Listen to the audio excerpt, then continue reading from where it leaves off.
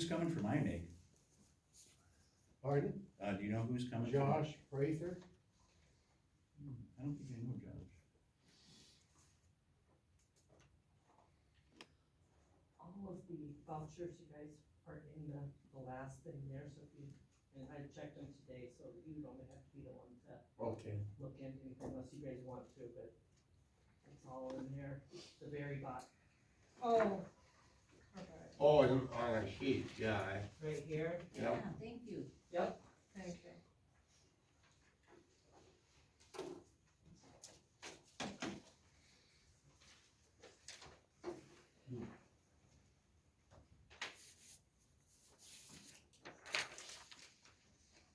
Guys, there's tea and coffee in the back and candy, that's all I got today, sorry. I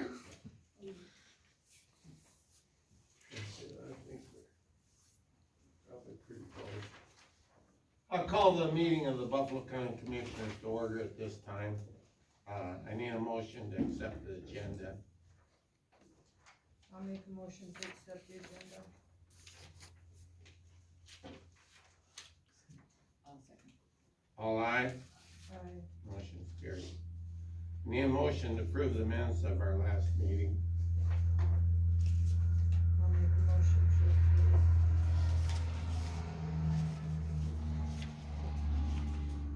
You second? All aye? Aye. Motion carried. Okay, we have Chris Ray here with Game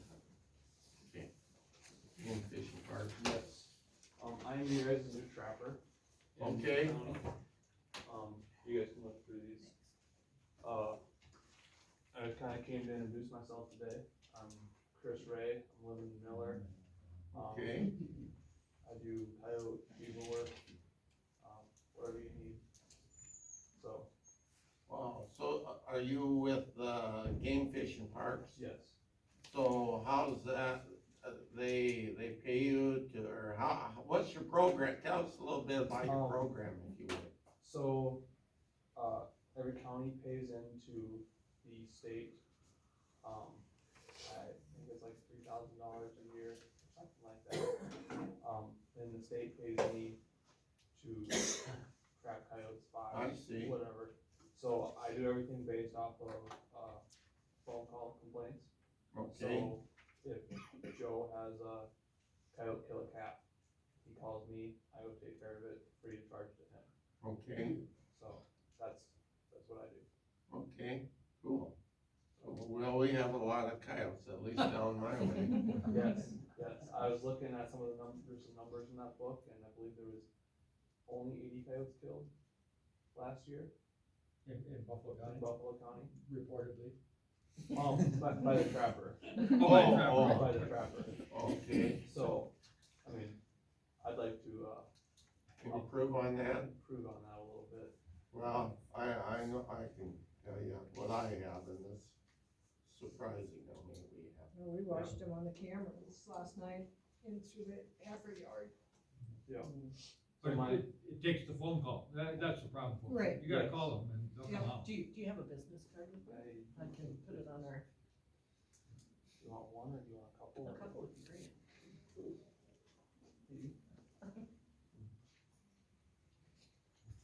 You do rattlesnakes? Awesome, thank you. No, I do. Mainly coyotes and beaver are my two main ones. I'll do some other things here and there. Deer, I'll bring panels, I'll write the permits and stuff for if you guys got deer in the haystacks or something like that. There'd be nothing you can call me for.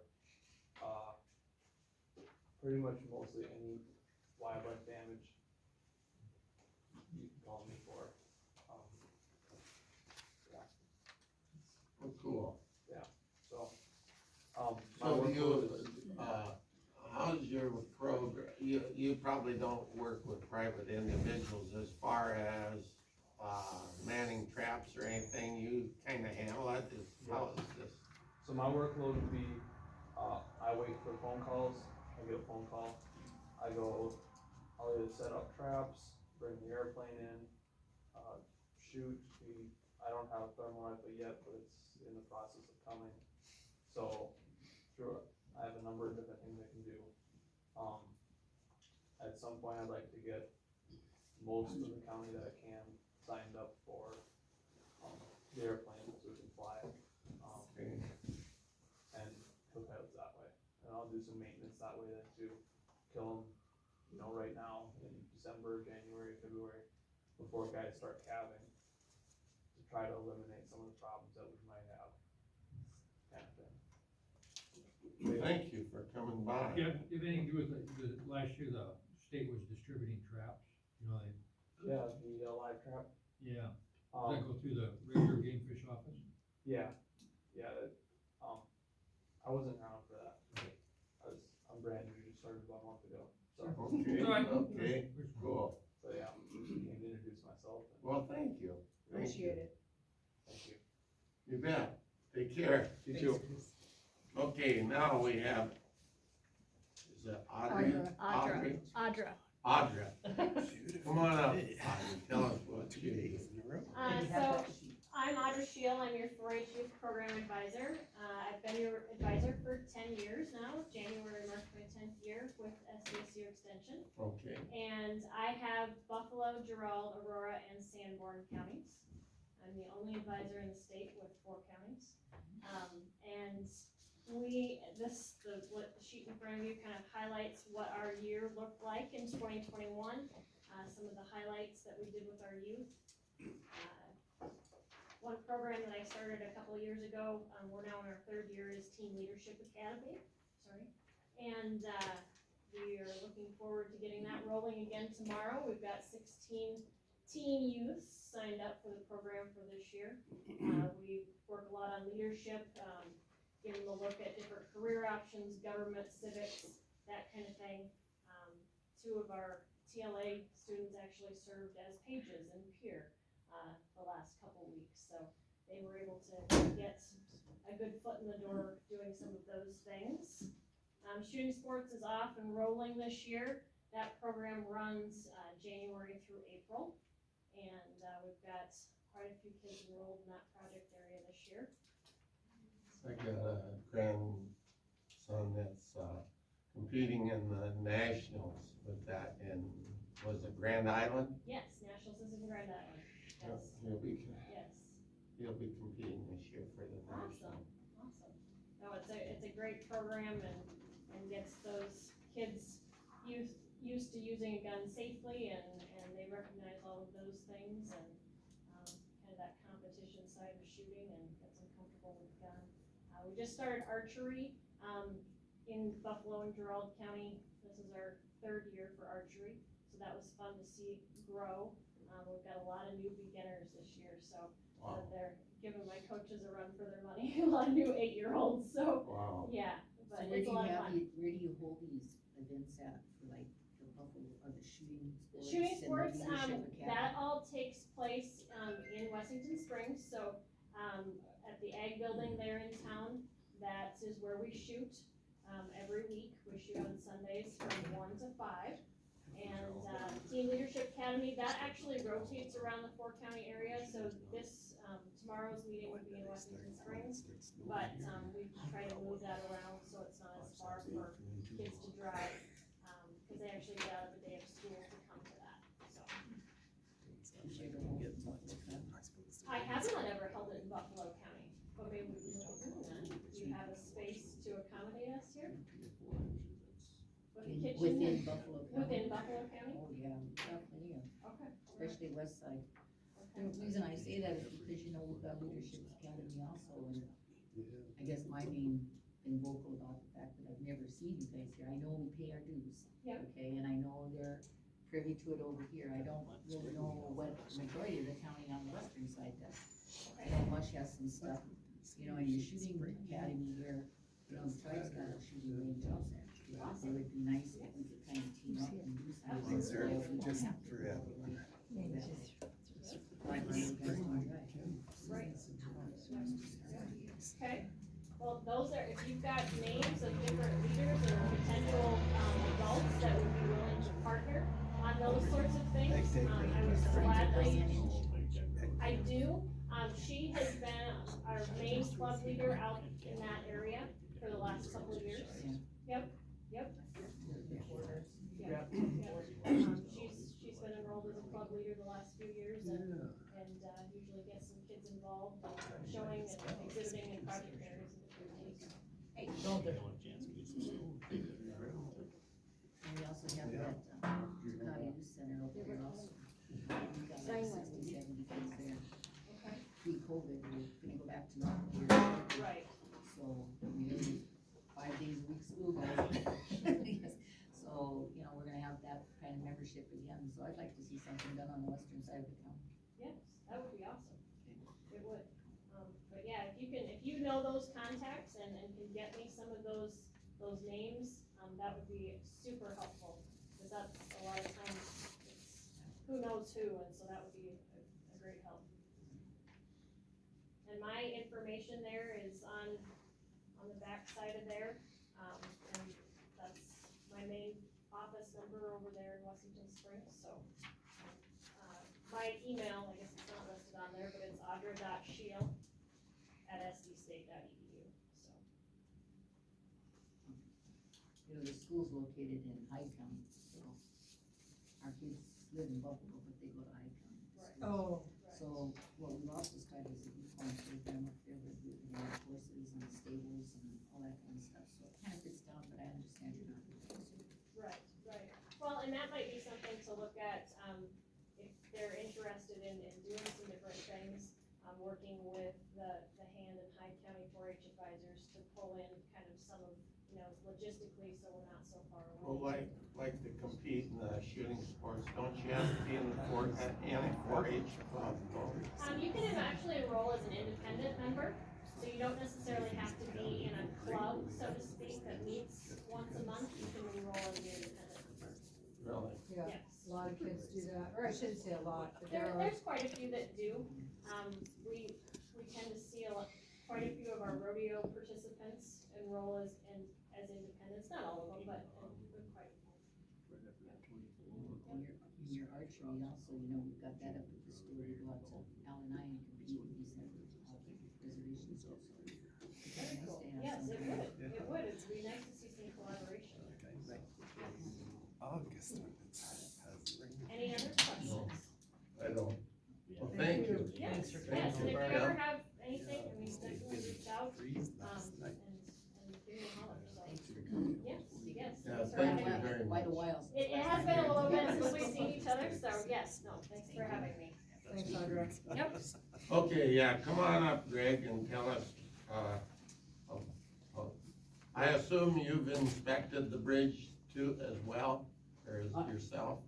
I've been out to the bridge. There was 2 reasons I was asked, Lola asked me to come to the meeting. One was to go look at that rock crossing that you wanna do just up north and Yeah. east of Icebergs a little bit. And we went over and took a look at the rock that is just west of Fort Thompson. There's some really good sized rock in there that I think will help, that it'll shave a bunch of cost off this thing. But you're still gonna need to go over to Spencer and get some of that big riprap rock to put on the 2 edges. That round rock's gonna wanna roll on you Oh, if it yeah. starts to, so I think you can put a buffer of that big pink rock in there that'll interlock, and then use the rock from over there west of Fort Thompson to fill in the center, and then come in with some smaller rock, and then some gravel, and you probably will shave $10,000-15,000 off the cost of that rock by using, what's over there west of Fort Thompson. That would really help shave some cost off of it. So, I had visited with Lowell about it just a bit, and I think you can make that rock crossing work, but I'd definitely go get some 4 or 5 semi So loads of that. what are you looking at cost there? Did you figure out? Well, what- Ron Gillen had done an Yeah. estimate for you, I don't know how many years ago it was. And he'd come up with like $75,000. Well, I think you can probably, material wise, get it, the materials over there will cost 10 to 12. Lowell had said, they were gonna donate the rock from over west of Fort Thompson. Is that Well, still true? those are round rock though. Yeah, but you can use those round rock in the center of this crossing. Just Okay. use the riprap on the 4 or 5 foot up, riprap on the 2 outside edges, and then it'll help hold that round rock so it won't roll out of there. But I definitely use that big rock that's over west of Fort Thompson and in the middle part of this cross. So are you talking about the rock from the colony? Or are you talking, No, Thompson. at Fort Thompson. At Fort What did you, Thompson, what did you see in Fort, Oh. who took you out there? okay, I didn't know buying rock there. oh, Lowell said that an offer had been made at one of We the, met with the tribe, remember? We were gonna meet with the tribe and we wanted to come up with a plan of what we would do, and they Okay. offered us that rock or whatever. So we did you look at these rocks? I did, I went over Okay, and looked at it. okay. So the round rock is, anywhere from about this size, some smaller, it's about this size. I've got a picture of it if you wanna see it. Anyway, I just wanna be on the same page. Yep, so Lowell had thought that that rock from over there west of Fort Thompson would get delivered to the site for free. Is that your understanding, Lowell? That was my understanding. So I'm assuming if that's the case, you'll shave $12,000 off the cost of materials. And when Ron did the estimate on materials, he was at $22,000, so you cut your material cost in half at least. I think we were waiting with a plan from you so that we could take it back to the council, we're just meeting next Tuesday, Okay, so that we could present it to them. Can the Okay. I guy don't bury, think there'll be a problem. can the guy bury that cement under there? I- Down deep? I wouldn't. You'd have to haul it out then, cause you can't leave it in the. And you guys have a quote, I think, already to get that concrete out of there Yes, for like $8,500. $8,500, Ralph Frank was gonna get it out of there and start over fresh. And then, contractor work, with that 8,500 to get rid of the concrete, you're probably in that 25 to 30,000 on the contractor side of things. 8,500 is just to get rid of the concrete that's there. So, that's kind of where that So what do stands. you, where are we at? We're under 50,000 then? How deep are you talking to dig down into the creek bed? I was thinking you'd only go down about 3.5 feet or so you get that big riprap in there. And then you're gonna wanna fill all the voids in with some smaller rock. And part of that rock too, I would recommend, it's a little bit bigger than railroad ballast, but I'd get some of that rock from Spencer Quarries that'll lock in. It's got sharp edges, so Oh, it yeah. will lock in. So what size though? They have various It's sizes. 2 to 3 inches. Is that all? I mean, So you're. On top? On top, so you're gonna Oh. start out with 2 to 3 foot wide Spencer Quarry rock on the 2 outside edges, the alright, rock from over west of Fort Thompson in the center, and then fill in with some smaller Spencer Quarry rock, and then a layer of gravel over the top of that. So, I don't think you need Bros Engineering for it, I think you guys can probably handle it yourself. I went over and looked at the rock with Lowell, just so that round rock wants to roll in a heavy and flow. when the water hits it, it goes under or over it. It doesn't stop. Well, that's why you're gonna excavate down and try and get all of that rock at the stream bed level, at the bottom of the stream level. So, but yeah, I think if you can lock the outside edges in, you can use the round rock from over there west of Fort Thompson and save yourself some money. So then the second reason I'm here is Lowell had asked me to go look at that bridge, over by Larson's, and, whether Bros Engineering could do a hydrology study for you to see what size culverts you might need. And so that's the second reason I'm here. Apparently there's some interest in replacing the bridge with culverts. And so we can do it just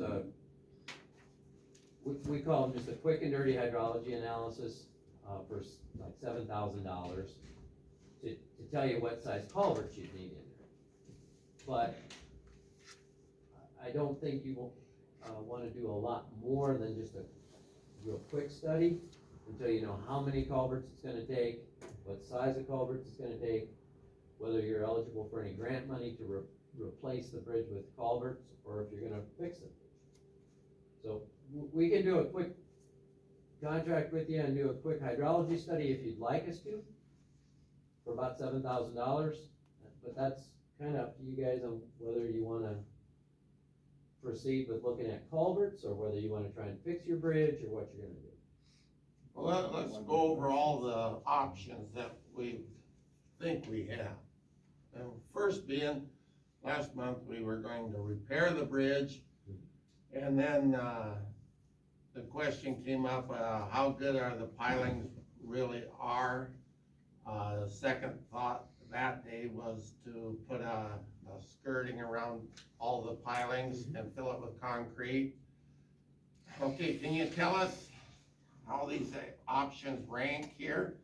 The first option was the puts concrete and a culvert around the ones that they felt were deteriorated. Right. And then they're going to put In the abutment. and then you were going to drill holes in the concrete and fill that underneath with concrete Yeah, to with help diaphragms, support yeah. the No deck. caps, yeah. So, We don't know a lot about any of these things, and that's why why you're here. well, then you invited the wrong person, cause I'm not a bridge engineer, I'm not a structural engineer. What I had understood from Lowell was you wanted me to take a look at, could we go to culverts, and what kind of a hydrology study would it take to do Yeah. that? That's why I had you come and look at it, Greg, see if we needed a hydrology study. So, Well- as far as your options of fixing the bridge, or, I'm certain that there's a way that you can do repairs, if that's what you'd like to do. Okay, first of all, what's a new bridge cost? See, that's Yeah. where this Doug will come in. I see. So Mr. Kinnenberg, He's the one I visited with. Mr. Ginnenberg's gonna come today and talk to you about eligible grant, if you're eligible for grant money, and, how much, if any, and you could either look at it's called Big Bridge Improvement Grant Program, and there's another program that he spoke about with me the other day. I don't know what your likelihood of getting those grants are. So, I'm out of my field here with the questions you're asking. Okay, now, go back to the culvert idea. That creek historically has a lot of ice that will, when the spring, not this year, but when the spring thaw comes, Mhm. a lot of water comes down there, the ice has not melted at all, Mhm. and it raises up and floats down there, and it takes out about anything that's in its way.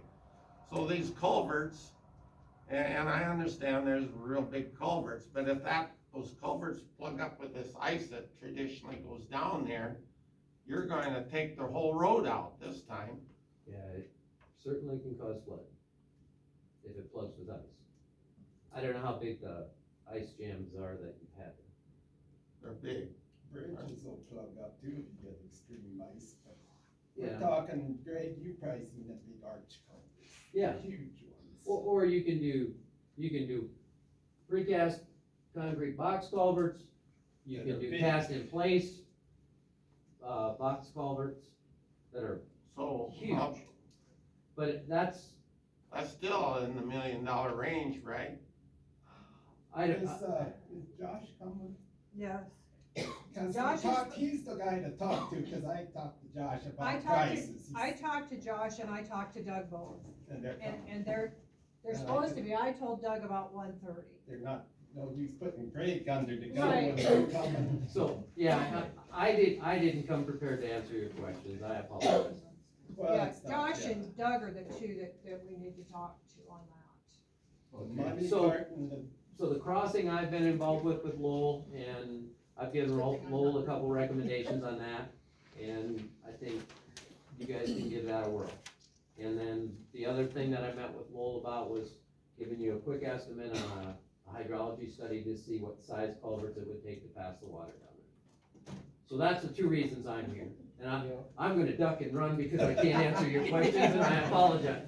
Before you Okay, duck but and roll, were you, with your conversation earlier, were you dead against us fixing this bridge?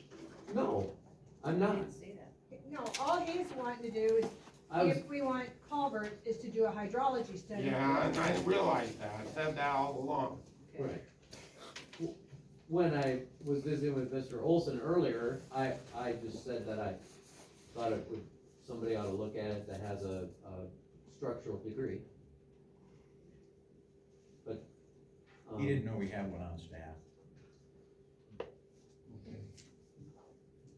so, that's, Well, okay, I guess that's all you have, thank you. All right, thank you. Thank you. Before you tuck and roll, hey, Greg, What? before you tuck and roll, Yes. sir, Tuesday, we meet with council, so we can have, they're okay to get this gravel and all that with the boulders. Do you Okay. have something in writing, or, I can get you something in writing. I'd appreciate it, and that way, cause I don't know what the hell I'm talking about when I go there.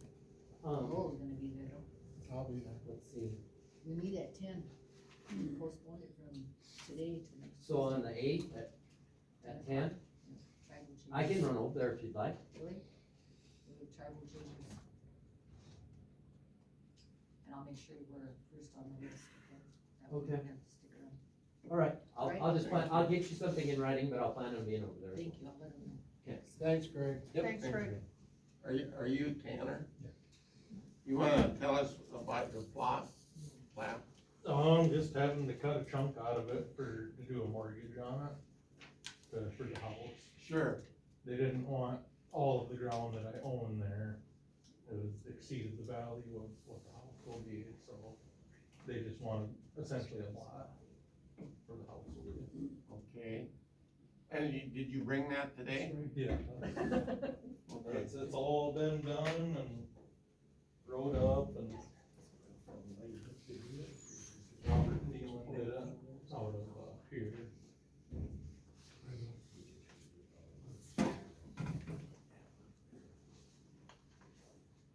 Okay, we have, the north half of section 13. And you're asking for this plot, number He's 1? good. He's next. All right, I'll,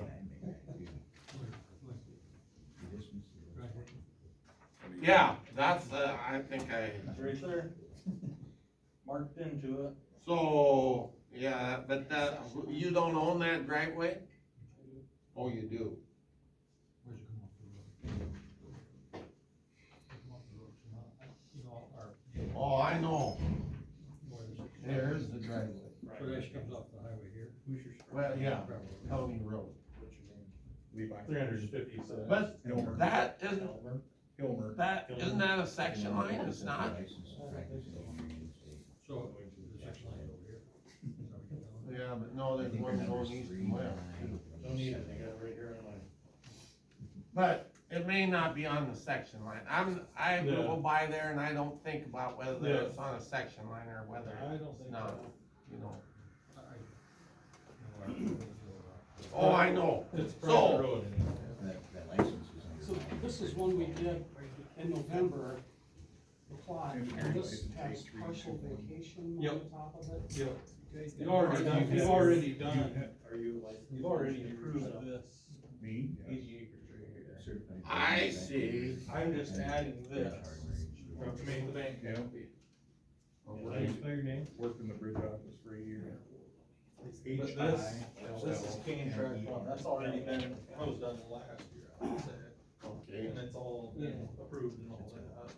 So this is what it looks like. in You in the jury? Yeah. Track one, the only difference I see is this is a partial vacation. I haven't, I'm not real Oh, familiar. yeah, I never heard of such a thing. This is already on page 92. All right. Plat book 2. And so, and then we check the taxes due in 22 are not paid. Yeah. But this is what was done. Well, as long as you own the land, the next guy that buys this lot 1 from you and doesn't get the driveway, he'll have to talk to you, I think. It's a million plus on it. I'll be dead for then, so that can be somebody else's problem. But But access is extremely important. Well, That'd be it's- our only concern. concern. Well, and it's, Okay. it's access we're showing, like there's access. Yeah. Well, as long as you own the land, Yeah. there's no question. There's no, hidden. The bank, why would they take a piece of land with no access to it? There's access. Well, yeah, upon your approval, if they would repossess it or something. Well, then you just have a easement. Yeah, okay, good enough. I need a motion to approve this plot. I, make a motion to approve Tanner's plot. I'll second. All right, I- approved. Alrighty. Now I'll sign it later. Yep, I'll just leave this here with you guys. Alright. Okay. We'll just give you a call. Yep. That works. You bet. Thanks, guys. Have a good day. Thank you. Do we have Josh Prather, Crayford? he was supposed to be here at 1:30. All right, we'll move on. And we got DOT with Doug. Oh, there we go. How are you doing today? Well, so far we're alive. Well, I got a bunch of handouts for you. All right. For you.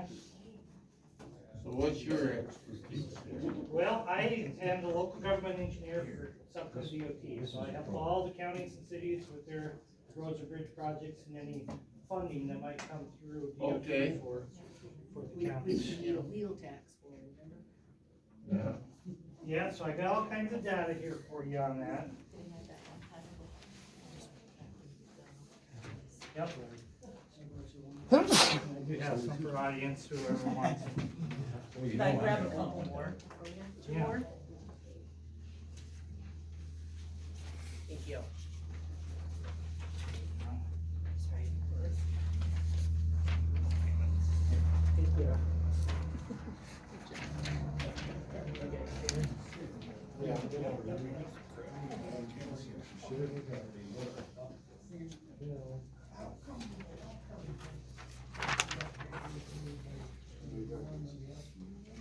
Five-year plan, if anybody wants some other material. Oh, is that that Buffalo County? And I can make more if needed if somebody else. And I've got all these electronic, so your name is anything else, I can provide those. Calendar for this year.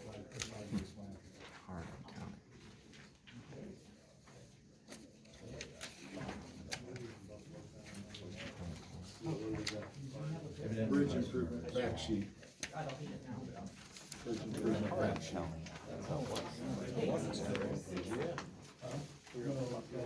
Got two left. Okay. Back sheet.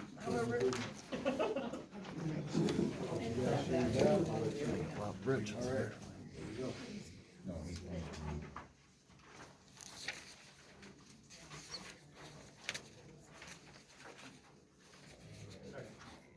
So, and I do have a couple of maps here. And I leave those to you, but you guys are welcome back. Oh, that's No. No.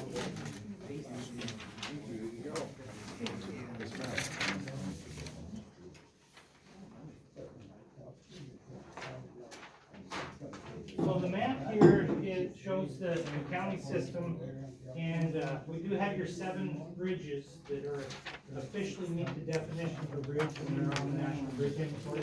Do have them plotted here on the map.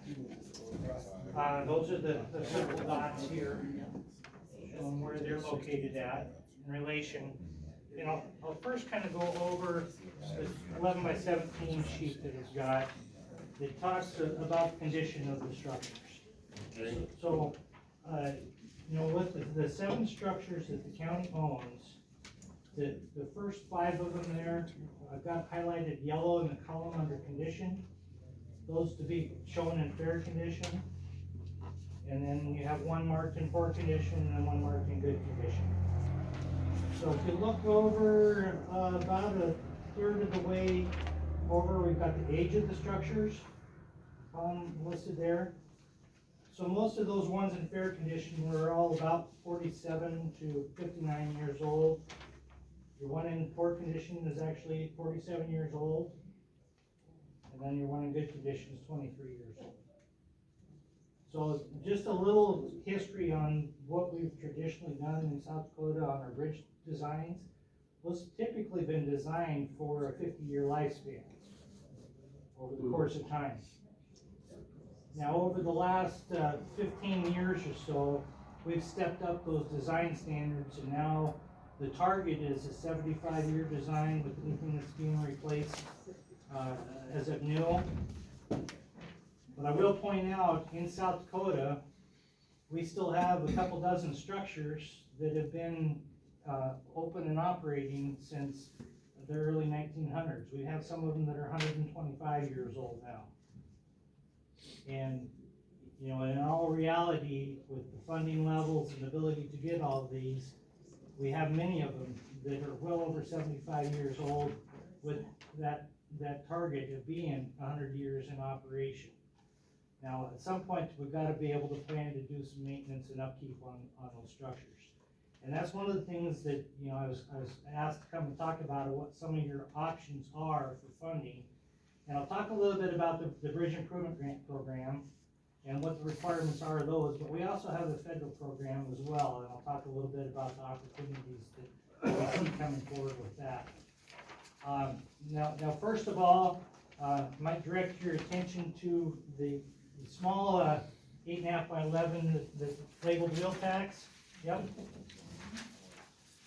So when the legislature had passed the special appropriations back in 2015 to provide funding for bridges for county and city systems, one of the requirements that they put into place was the county had to have a wheel tax in place to do that.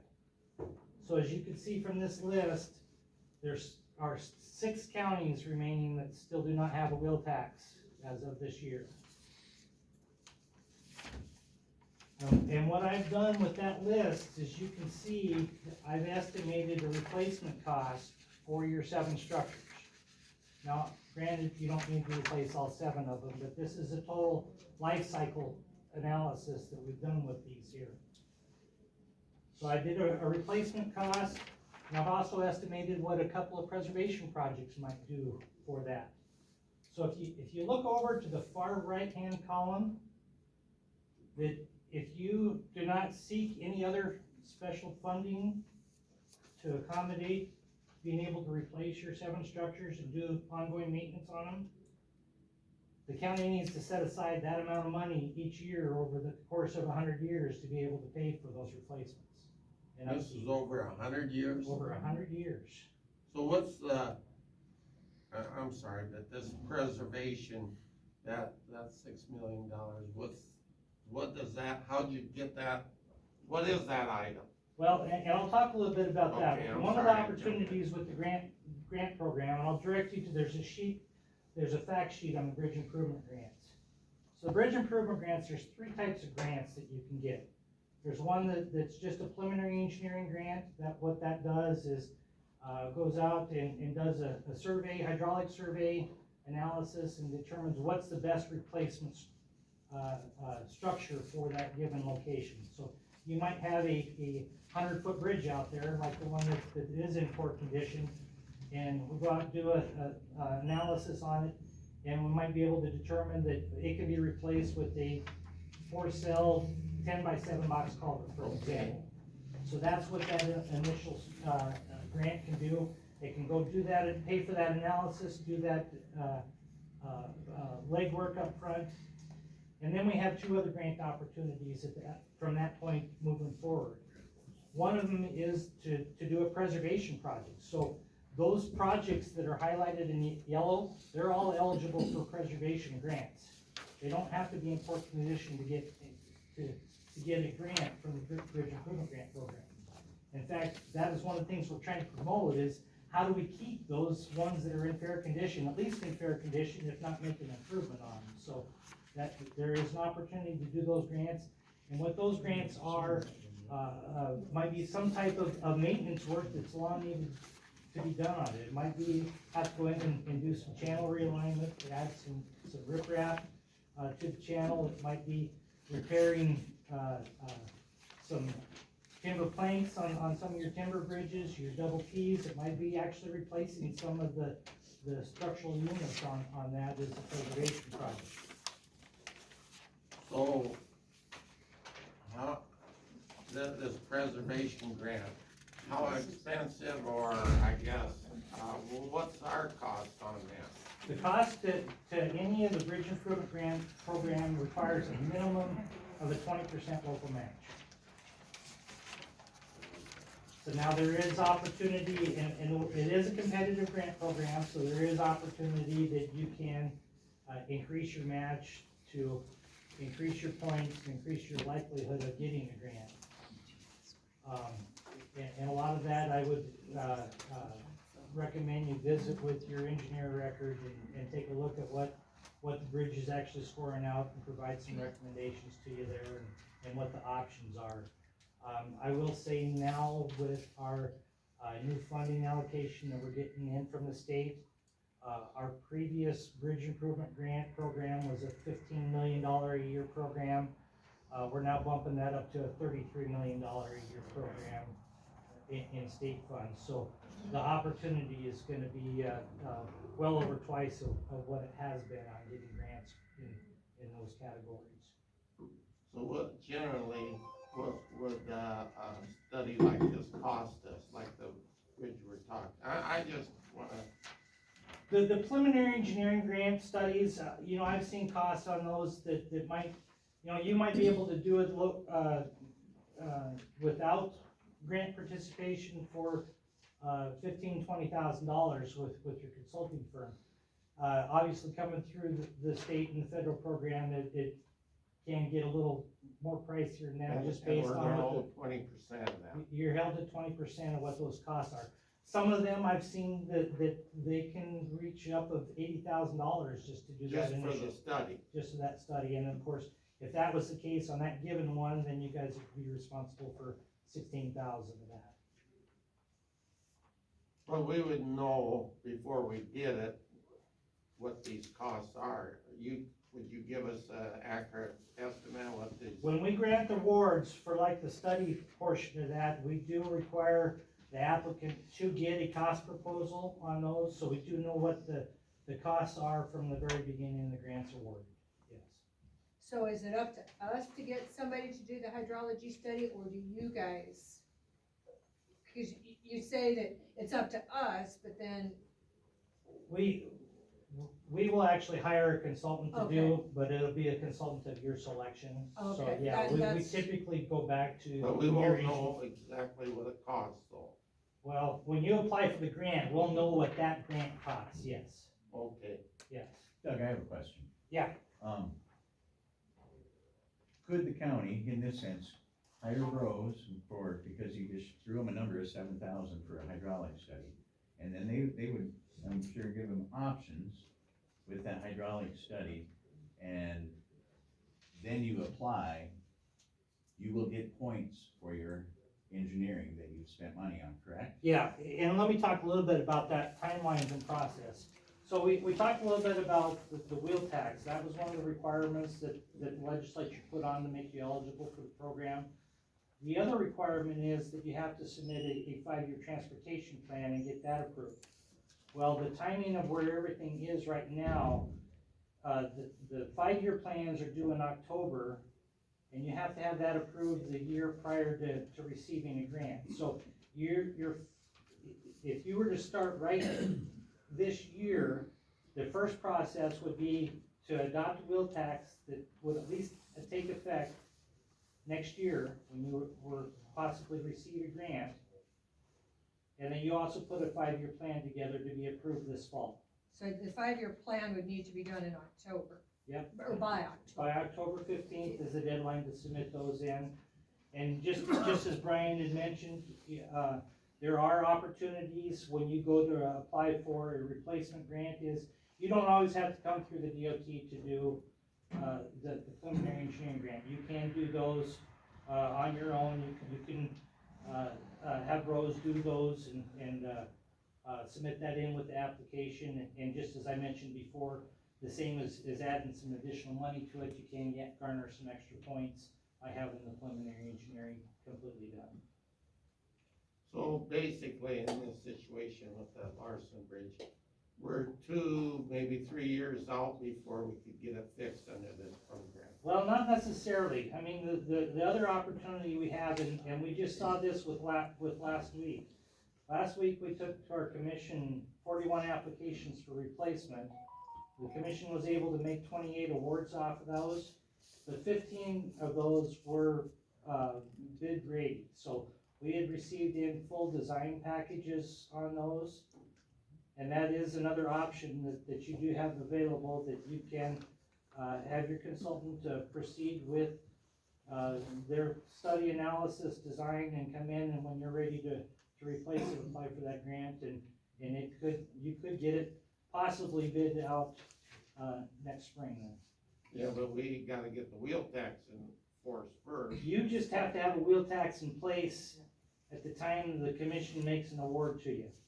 So we wouldn't have to have the wheel tax in place till January, the start of the next year, possibly, right? Yeah, January, February, by statute, the commission has to take action on the grants by the end of April. You know, typically this year, the last couple of years, when we've been able to get our recommendations in February, so at the latest, it would be your February timeframe to have the wheel tax in place, is my recommendation. Okay, but wait a minute. For March next year. of next year, but then how soon could we apply for these grants? I mean, I believe the voters have the option of, taking that to a vote too, the wheel tax, right? That particular statute does allow them to refer that to a vote, yes. Is the wheel tax set by statute? I mean, is it set at $2 a wheel or $4? No, you establish the wheel tax, there is a maximum that is allowed by statute. $60 a vehicle. A vehicle or $5 a wheel, so That's the max. Yeah. that is the maximum. Is There is no minimum. So for me evaluating the program, if you put 1 penny on one wheel on a 6,000 pound and greater vehicle, I can mark that checkbox that you have a wheel tax. That's what I want to get. Yeah. Well, Now, then we need one. That's what they tried to That's tell one us. checkbox. yeah, that is, but also as But a- in all honesty, we don't want it to be a penny.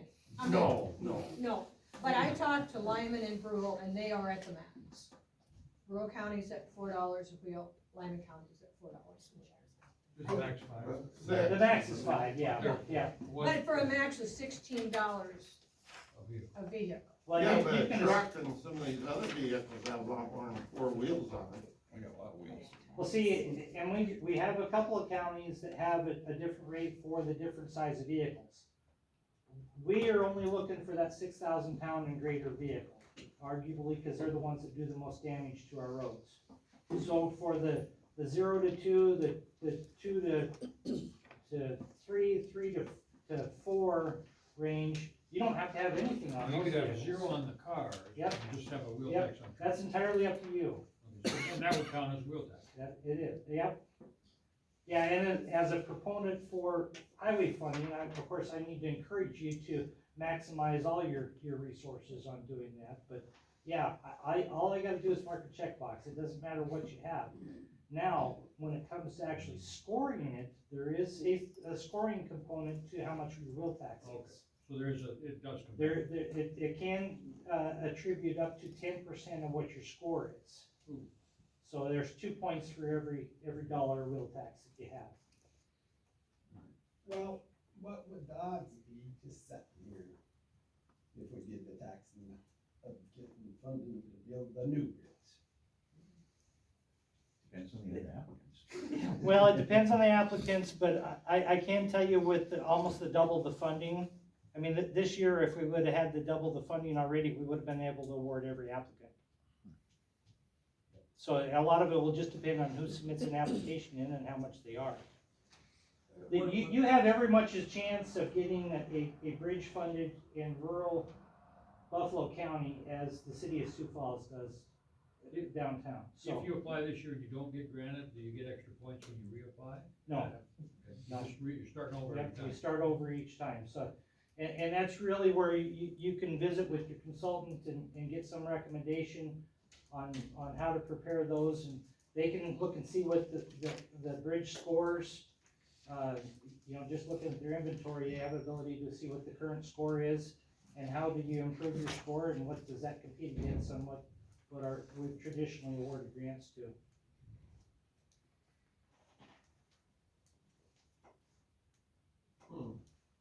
So like a four-wheeler, it'd have the same wheel tax as a car. It's up to you. If it's licensed. Yeah, but if you, There are Well, some on the counties that highway, they're done supposed to be straight licensed. across the same wheel tax for all vehicles, but it's entirely up to you as a commission to determine which vehicles get taxed and at what rate. If you wanted to tax a four-wheeler and a diamond wheel, and every stuff more Yeah, up to a max on any size, that max applies no matter. Yeah, there's 4 different categories that the Department of Revenue records those wheel tax rates, and like I said, we're just focused on the heaviest vehicle ones. You pay that when you license your car? Yeah, when you license license the car. So everybody that licensed in Buffalo County is chipping in a couple bucks. Yep, and I don't know what the current data is, but in 2015, when we were arguing and trying to get the set aside funding for the counties for this, the projection back at that time, you were able to get approximately $40,000 in wheel tax for Buffalo County, based on a maximum of 5 for 4 wheels at that time. Doug, I have another question. Mhm. The preservation program. The bridge that these folks are looking at is a multi-span precast double T bridge.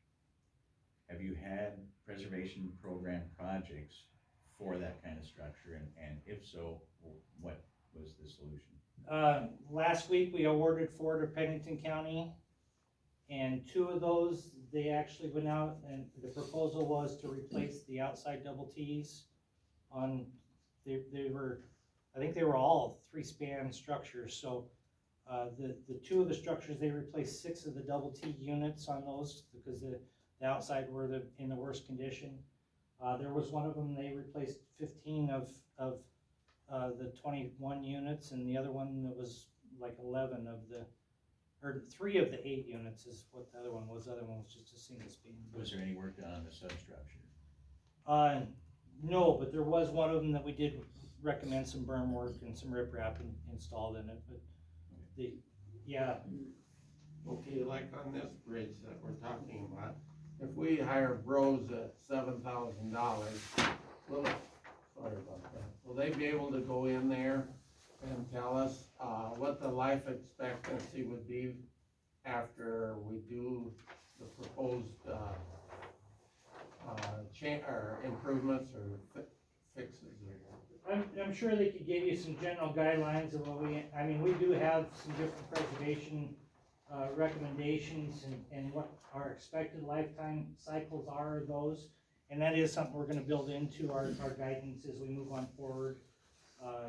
That was one discussion we had last week, is in fact that one of the projects we did, we went in and did a Palmer seal coat on top of a concrete deck bridge. And one of the counties had come in and were looking for replacement prior to the life expectancy of that preservation work we just did. So we did prorate that out based on what that life expectancy was. So there'll be some additional guidance on that, but yeah, your engineer should be able to give that a would be something general we'd have to idea ask of. Rhodes, I mean. Yeah, but we'd still be eligible for that 80-20 even on this preservation project. Yes, if we do the wheel tax and all the other stuff. And I will tell, we're now in 8 cycles of this program, and every good preservation project that we've had applied, we've granted those, and those have been a focus of the program. Now granted, there have been several applications that have asked for preservation work on one that we feel is just too far gone and should be replaced, so it's not a good focus and use of the money, but if you have a preservation project that, you know, that's good, we've been trying to fund those no matter how we do. So, okay, then let me jump back to the wheel tax. What do we all have to do to get this wheel tax? I mean, we've gotta decide how much cost per wheel and all this. I doubt if we're prepared to put a plan together at this meeting, you know. But we don't have to. We still need a 5-year. Well, we need to get, We still need to do the Right, 5-year. but we gotta have the 5-year deal done first. Which we And- can't Well, do until November. I would, you know, since the wheel tax is a referable item, I mean, I would encourage discussion on that early on in the whole But we don't process. have to make a decision. But it today. doesn't have to be in place until the time that the commission makes an award to you. That's when I officially have to say, yes, you do have one in place.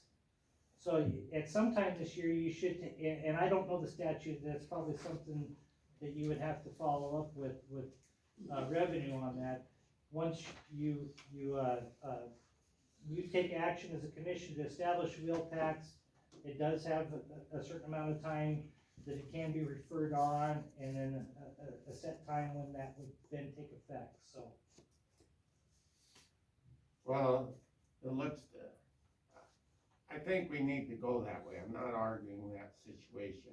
What I am concerned about is how much time's gonna go by before we can actually work on this bridge, because it kinda needs it. Lloyd, I have that another bridge question. over there off of 281, coming from Alpena, you know, just over, you drop down into that creek.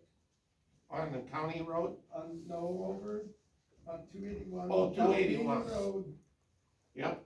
You come to the highway, if you're coming from Alpena, and then you Yep. drop down, that bridge has been load limited for several years, and it's the same as what they said to rate this bridge. So I don't think it's gonna fall in just too soon. There's a lot of traffic on that road coming to Alpena. So I don't think you gotta rush into stuff right now. Yes. Them doing work on their bridge to hold it together long enough for their program does not disqualify them, correct? No. It actually gives them points, don't it? Well, not necessarily points, but I mean, obviously, you need to try to keep things functional as best as possible, but yeah, well, you know, a short-term fix or whatever, bracing, all that is not going to impact the decision on a project, so. Can they get reimbursed for some of that money that they spent for doing that? No, actually, the funding from the grant program is only eligible for any costs incurred after the commission makes the grant award. So now that does leave me a little bit, it's one of your other options that you have is that we do have a federal program that we're able to offer now, and it's only for off-system bridges. What is an off-system Off-system bridge? means it's not on the federal aid route, so if you look on your column here, behind me approaching, You here, bet. here on the far right, the second column from the right, it's got the federal aid route number. So if it's all zeros, it's a non-federal aid route. If it's got some numbers in there, that's got a federal aid route assigned to them. So those ones that have all zeros in them, you can apply for federal funding on those. Our poor bridge does have numbers in It it. does have numbers in there, so that one is not going to be eligible for the federal program at this time. Whoa. Now, the other completely different option you have is that each year, the department does share some of our surface transportation program dollars to you. You can program a federal aid project using those funds through the department. Okay. Now, I will warn you that it's not gonna, that the bridge won't be replaced probably within 3 years. It'll probably take us at least a 4-year process to go through that. Okay, let's be very clear, so I'm not confused on what you said just a minute ago. If if it's not eligible for federal funding, any of this stuff we're talking about, this bridge won't apply, right? or it does apply? It doesn't apply for Okay. federal funding. There's a special set aside for federal bridges.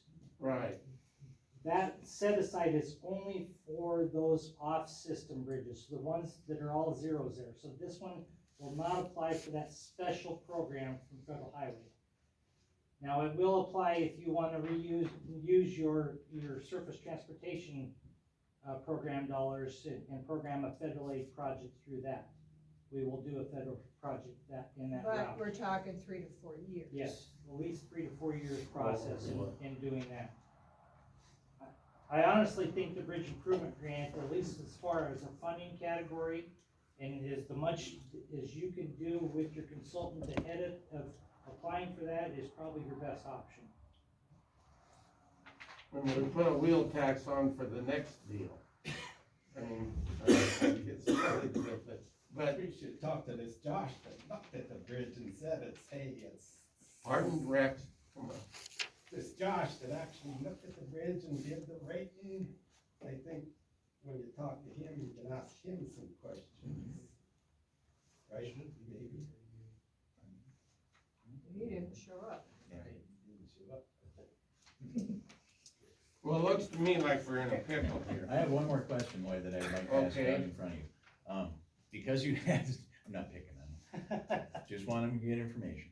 So you said you had awarded preservation programs for double T bridges where you were picking the existing double T out and replacing them. Do you have a cost estimate for that?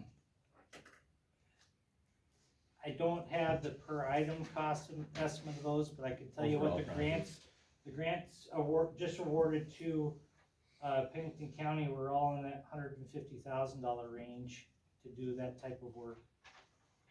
They would have to be put up on bids to do it. Yes, it does have to be bid out. And those are bid at the county level, Yeah. so it would be something that you would work with Rose, to do the advertisement and bidding for. And then it's open to any of your local contractors, to be able to bid on that here locally. There's no, pre-qualification requirements or anything, you're having to come through DOT on that. So, excuse me for persisting here, but, the way I see it right now, if I understand everything that's been said so far, is that we hire Bros to tell us how we should proceed possibly, give them the $7,000 to get all this down on black and white and see what our best option is to go here, but I don't see how we can wait 3 years, and I agree with your wheel tax, we probably need to enact that, but I don't see this program applying to this bridge that well, you know. Are Why you not? getting these, the first one you talked about, that can come pretty fast. It can, Right. it can, if you were to work with Rose and get the survey and hydraulic study done. Okay, And move forward, you'll be able to apply next January for, if you do your wheel tax and you do your 5-year plan this year, next January, you can apply for a replacement and have a good shot of getting a project bid out next spring. Now, again, you'd have to talk to Rose as far as timelines and see if they have that capacity to be able to do a design that quick for you. I'll defer to Greg on that, but. What does a 5-year plan look like? So, hold it a second. Just to clarify, you keep mentioning the $7,000 and we're gonna do a full inspection on the bridge. What I said to you was we would do a hydrology study to see what size culverts you needed if you wanted to go that route. so what we wanna know is our best option out here, we're sitting here as commissioners, and we go I just- home and we don't work with this tomorrow, you know. I just don't wanna Yeah. publicize that we're gonna do a complete bridge inspection and a design to repair it for So $7,000. what, I think I we agree with need to know the best option here, what's that gonna cost us? And I can visit with Doug Wessel, I don't know the answer to that, I can visit with Doug Wessel. So you're probably twice or 5 times that much, maybe. I'm not gonna say, cause I don't know. Yeah, the hydraulic analysis Greg was referring to before just gets you through To the culvert, the initial basically. survey and Right. determine what the replacement is. The design is generally on top of that. Well, we need a design. Right. And I can have somebody come from Sturgis and give you that information. I didn't realize that's what you were looking for today, so I apologize. Well, Lloyd, there's gonna be a difference in between his $7,000 quick and dirty, like he called it a quick and dirty, and the one that Doug's gonna require. That's gonna cost you Yeah. about 10. There, it is, that's a How much? difference. Go ahead, Doug, you let him. Yeah, like I said, I don't see them for $7,000. The cheapest that we typically see is about 25,000 coming through. And like I said, most of them are pushing $50,000 to $80,000 nowadays, so. So basically, we could have the bridge fixed and not worry about any of your studies and be done with it. Well, but if it's in poor condition, is fixing it the best option? Well, we don't know that yet. That's, yeah.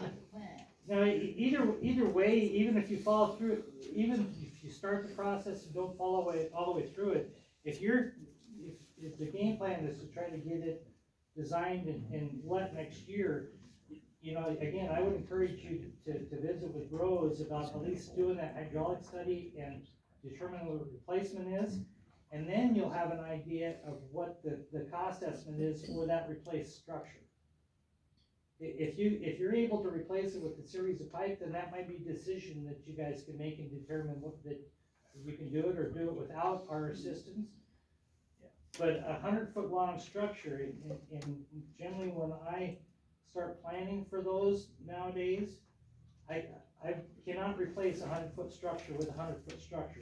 More than likely, when I'm looking for costs, I'm planning to replace a 100-foot structure with a 150-foot structure.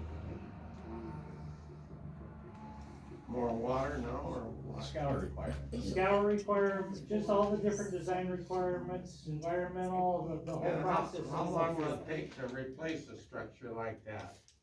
A year? A long time, not 3 weeks. Depending on when it's built, I mean, in most cases, they'd be able to do it in one construction season, so. It all depends, first you gotta apply, Lloyd, and you've gotta get awarded. Yeah. Then the process starts, not before. So, for this bridge in poor condition, if you don't mind, this is my humble opinion, I would think that you would want to start a replacement for that. It's Crow Ditch, right? We're talking Crow Ditch there? Yeah. So, I'm somewhat familiar with it, but you know, you can do a quick and dirty hydrology study on your own. Start looking upstream and see what you got for structures and roads and what it takes to get across there. You know, It's not like you don't wanna do nothing, and it ain't like Doug's gonna disqualify you if you do something.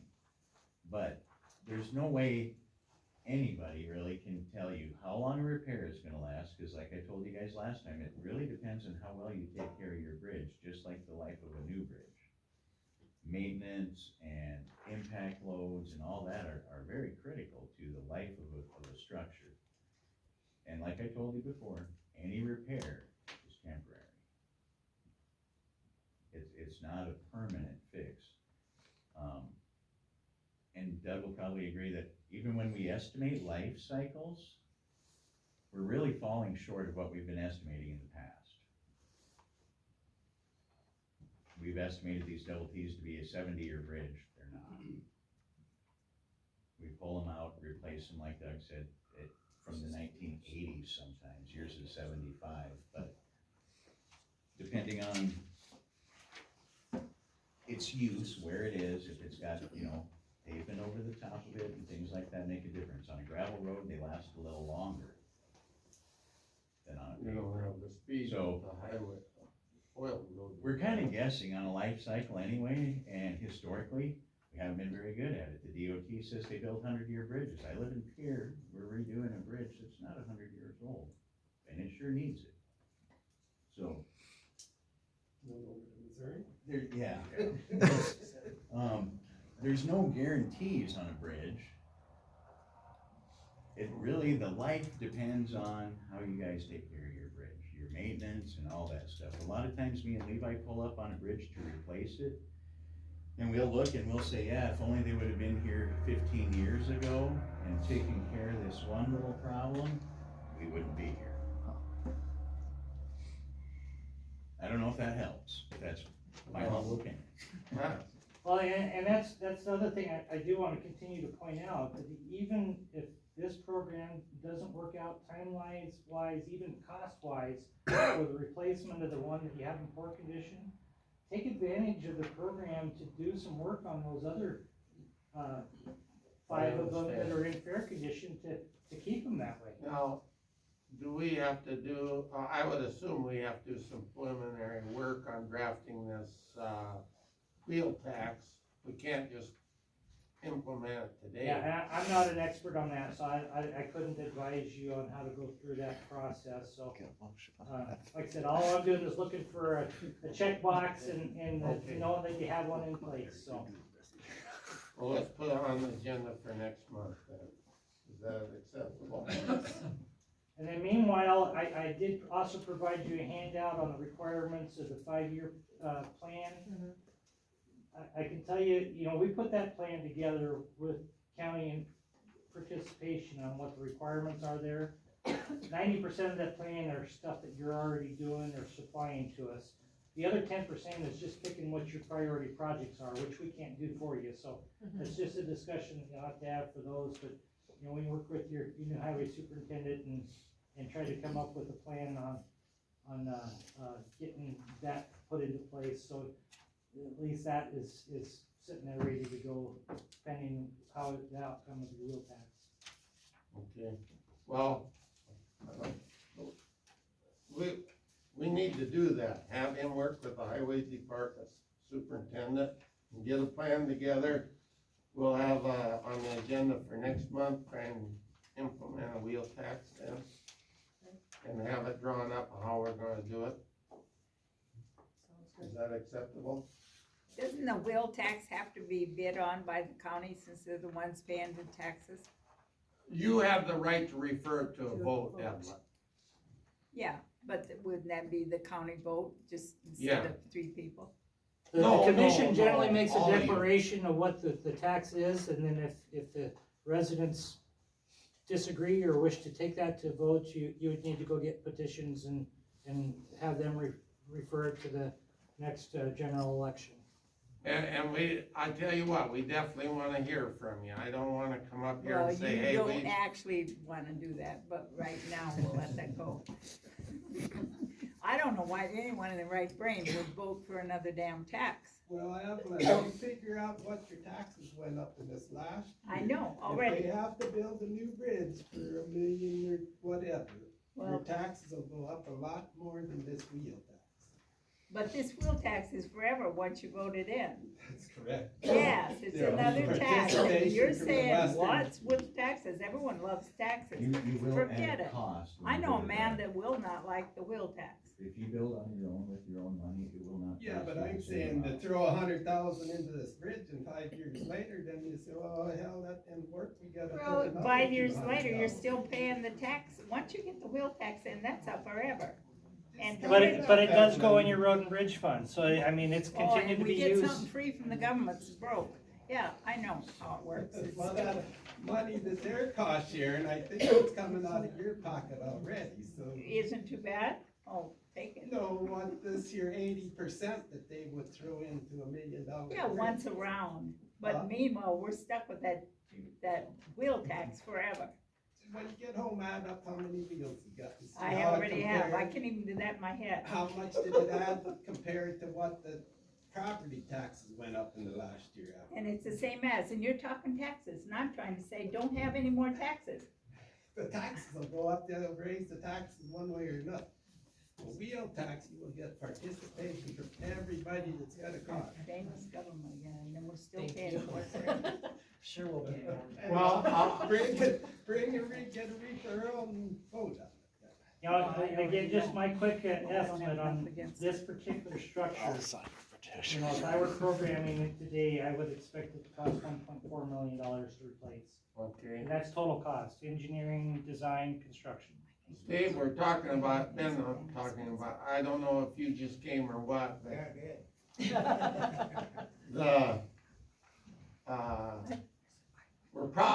I'm assuming we're gonna do some more research on this bridge. A lot of pros and cons, we could fix it like this summer. Well, Brian will be coming up here in a second here to talk to us about his side of the I've been doing story. pretty good just sitting. But anyway, we're talking about implementing a wheel tax, and, so we have better funding for the bridge systems.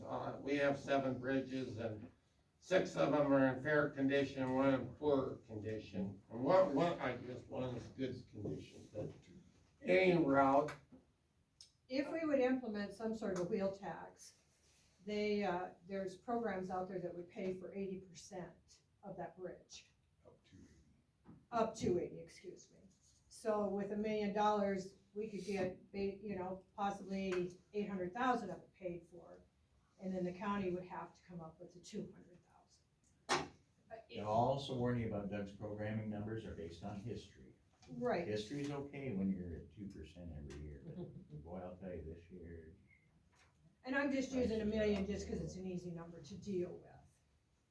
well, let's come back. The bridge. Pardon? Yeah, to replace it. To fix it, it was 106,000, I believe, something in. Yes, for the repair. For the repair, and that gives us really, no guarantee how long it will last. Estimate of 15 to 20 years, even if you're rough on it. If you're real good on it, more. So let's move on here and then come back to this. Brian, did you put a proposal together of what it would cost to skirt those, pillars and? I didn't really put a proposal together, Lloyd, because I kind of figured we were looking at a bunch of different options, and I'm pretty good at arm waving. And Doug will, vouch for my pretty good at arm waving. He's referred me to guys like you before.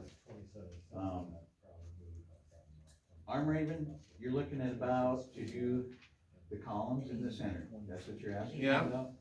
There's 2 columns. There's Two 2 rows. bends, yes, there's 2 bends. 7, Yep, so what we would do, like what we told you last time, the culvert around each one, they're so close together that you would have interference. And you can't do Right. that. We would skirt all the way around them, dig down in, and then basically bury them in concrete.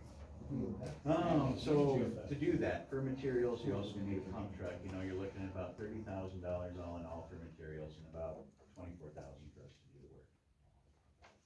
so it'd be at 150, 60,000. Yeah, 160, yeah, and that's my estimate. Like I told you last time, we've done this, when you said, how do you know it's gonna take 3 weeks, and I said, I've done it before.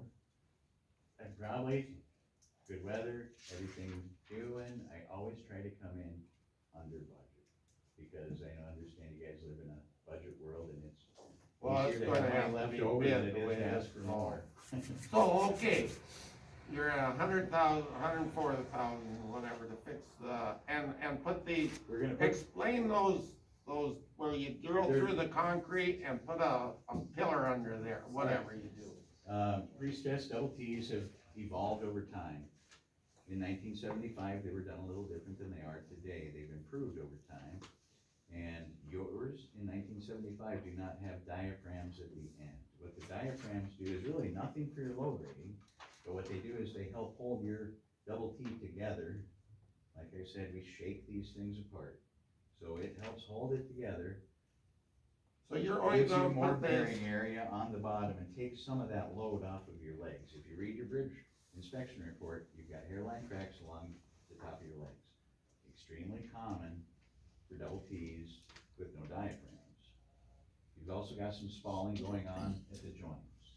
When you pour that, we'll take care of that at the same time. That and wrap, 2-pile, 3-pile on the abutment.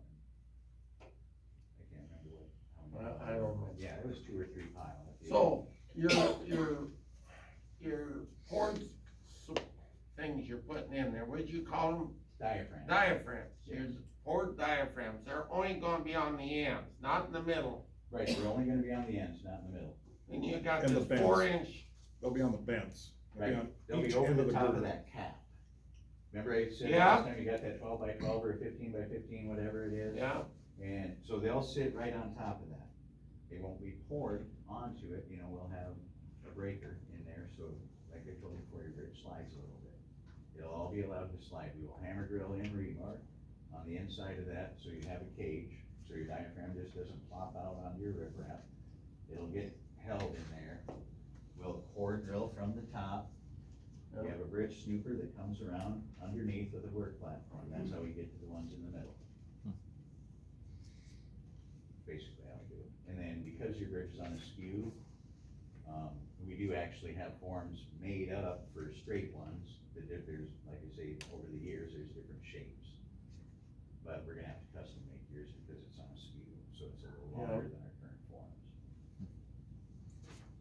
okay. That repair would last you 15 to 20 years easily, even if you're hard on your bridge.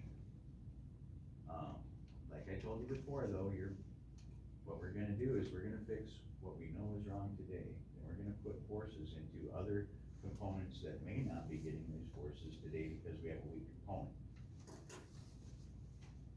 Well, if you New pour troubles might come that up. skirting out, down there where the water is and the wood rots, we know the wood rots. The rest of the wood is protected, basically, it shouldn't be in bad It'll shape. take a long time for that wood to rot, yeah, I think the rest of the bridge is good. So it looks to me like that, we should do as much as we can, if we're gonna do something, we ought to do as much as we can and get as much time out of it as we can. I would say so, yes, it's you. But it seems And to Doug me would like say we so need, too, I think, he doesn't like seems you to to me just like wait we and go to need him. Rose or somebody to come in here and tell us what we're doing and give us a pretty good idea of what we're looking at before we start. I mean, you talk about that slab up there, that's always been engineered by the commissioners. It hasn't been ever studied really. Well, them double Ts are proprietary, you know, there's strands in there and everything like that, so. Hi, Meg. I wish he was here, and he could, at this stage of the game, on a double T bridge, your load rating is a lot of engineering judgment. It's a man's opinion. It's a man's opinion that's looked at many bridges and knows a little bit about bridges, so. But there's really no way to go through the plans, because I don't know their strands, and I don't know how they built that double T, to load rate it. Technically, so it all becomes engineering judgment.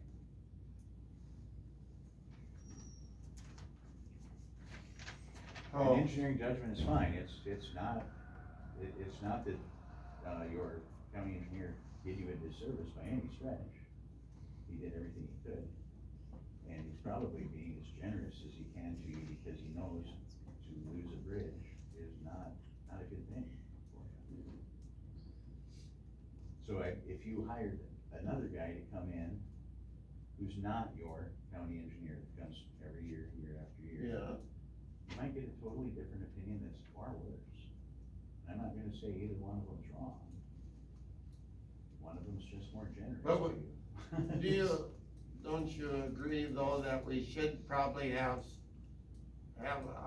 some kind of paperwork behind us to follow up on this? I mean, I don't feel good about the commissioner sitting here and making a repair job. Well, Levi Helmer is a professional engineer, he's a certified bridge inspector. Holloway Construction has been around since 1953 doing this, Lloyd. I'm not gonna steer you wrong, and if you think you need something like that, I can sure provide it for you. Because what we're doing to the bridge is really simple. I'm not structurally changing the bridge at all. And like I said, I'm trying to hold it together for you for 15, 20 years or longer. But understand, any repair is temporary. Anybody who stands in front of me says it's not being straight up. Yeah, Deech. Lloyd, I did speak with some engineers beforehand. I spoke with the DOT, head of the bridge up there, and every one of them said there needs to be a structural plan on paper before anything's done to that bridge. That's what they've told me. Otherwise, you're opening the county up to liability if something isn't done properly. So that structural plan needs to be done. I don't know if that's included in your price, No, it is not, but so that's what has to be done.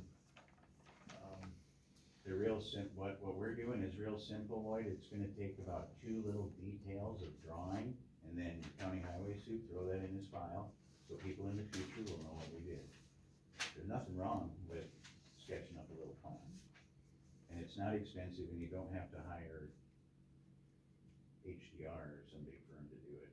I mean, honestly, bridges aren't rocket science, they're really pretty easy, once you understand it. What I was told is a structural plan by a licensed structural engineer is gonna be needed.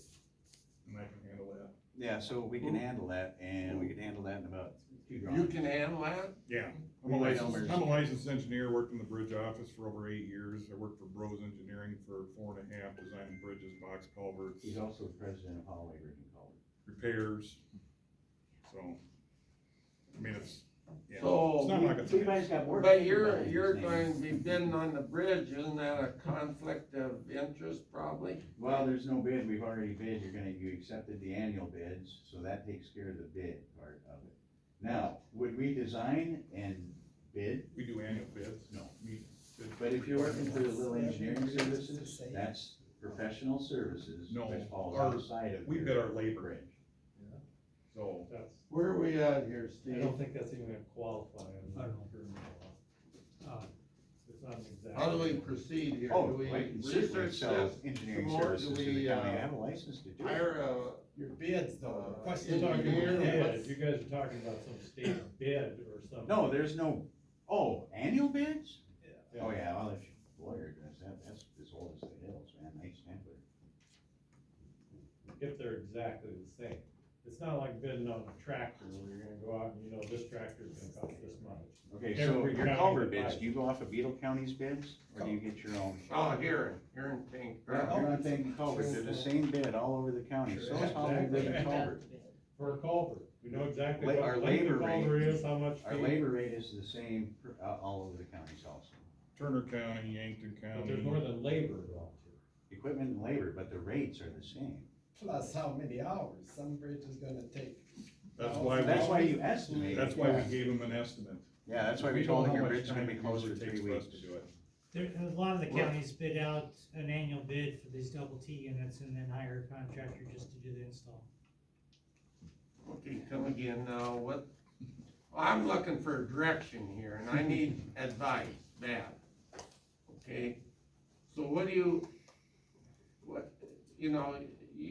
you see what we're up against or what we're doing, tell us how we should proceed, or give us an idea at least. Well, the option that Brian's giving you is a legitimate option, what you can It is. consider, yes.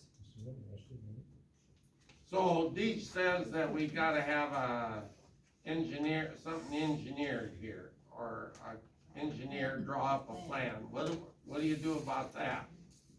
Well, as Brian had mentioned, yes, we do recommend that we do get sketches and details of what changes are being made to the units out there, and that gets supplied to the inspectors so they can apply their engineering judgment and do an analysis. So should we try and hire Bros or an independent engineer to come in here and give us some guidelines to go by? Yeah, I mean, I would certainly visit with Rose, you can, Is there anything wrong with Holloway Bridge and Culvert supplying that to the county? not Well, it'd under be a the, not conflict under the of interest, circumstances you so- Right, have. yeah, there's nothing wrong with that either, Lloyd, Holloway Bridge and Culvert is licensed engineers. Able to- Okay. I can sell you a service on top of my labor. Okay. I can give you little details of what we're gonna do. Now, if you go to Doug Wessel, he's gonna call me and he's gonna say, Brian, what are you doing here? So I can draw it up for these guys.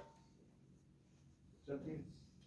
Who's the inspector? You said you give it to an inspector to look it over, now who? Whoever your engineer's record is that you come in and have, do your biannual inspections on That'd be it. that Josh. Would be IMA, yeah.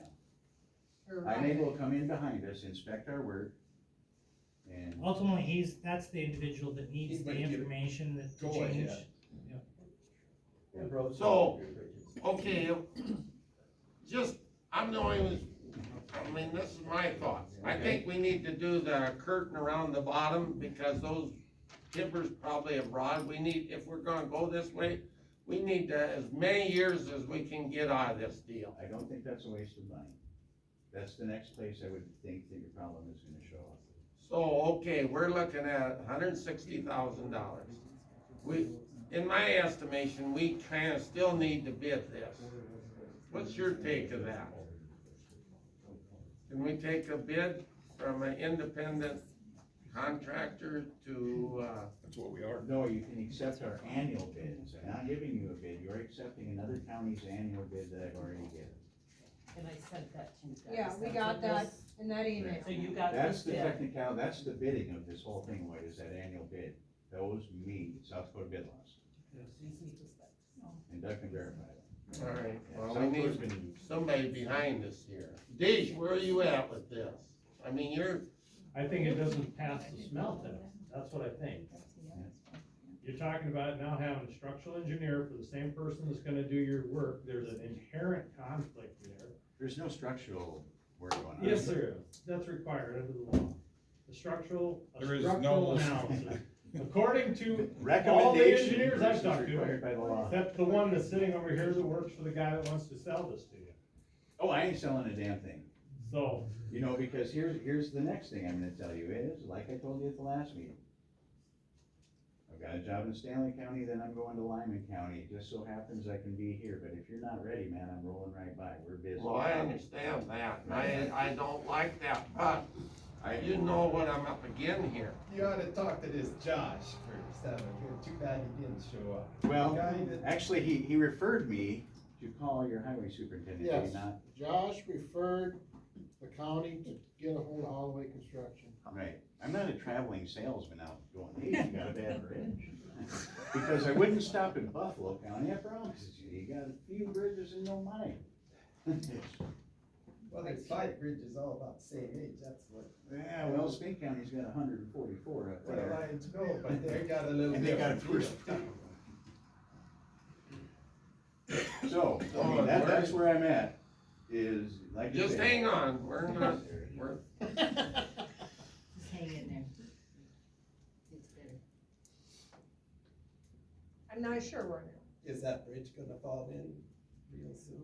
where's Anita? That You one- take a real heavy load across it, anything will There's fall. that one up, I was telling everybody. Yeah. It's the 21 hour and a half now. Yeah, I don't know. But- Across that part this time. Well, yeah, See, I don't know how that's long what my I'm saying. battery's We gonna don't need last. it until Probably next, overload it too. so that's, Yeah, you not have a month, I mean, so. So that's why I'm saying, Okay. okay, this bridge is gonna fall Whoa, in. where's that bridge rated at now for tonnage that we can go to? 36 combination, Get it fixed, 21 we're here to get it fixed. 36 tons? 36 ton, 72,000 Yeah, but your pounds. standard rates. should Steve, apply where are you all at with when- 72,000 pounds on that bridge? Can you make that If work? you wanna go into next year, the price of materials is gonna go up. Well, I mean, what, you gonna have, Wayne gonna sit there and, you know, every outfit that goes over, it's overloaded. They should have load limit signs, have you got the load limit signs? I mean, you can have load limit signs, and when it falls in, Right. you know, what the idea that people are gonna be at 72,000 is bullshit. But then the county ain't liable if you got load limit signs. Yeah, that's, I mean, then the That's- county wouldn't that's be if you liable, catch but it. it's, If they fall through the bridge, That's gonna catch them. Yeah. I've seen if they trucks- fall through the bridge, you probably catch them.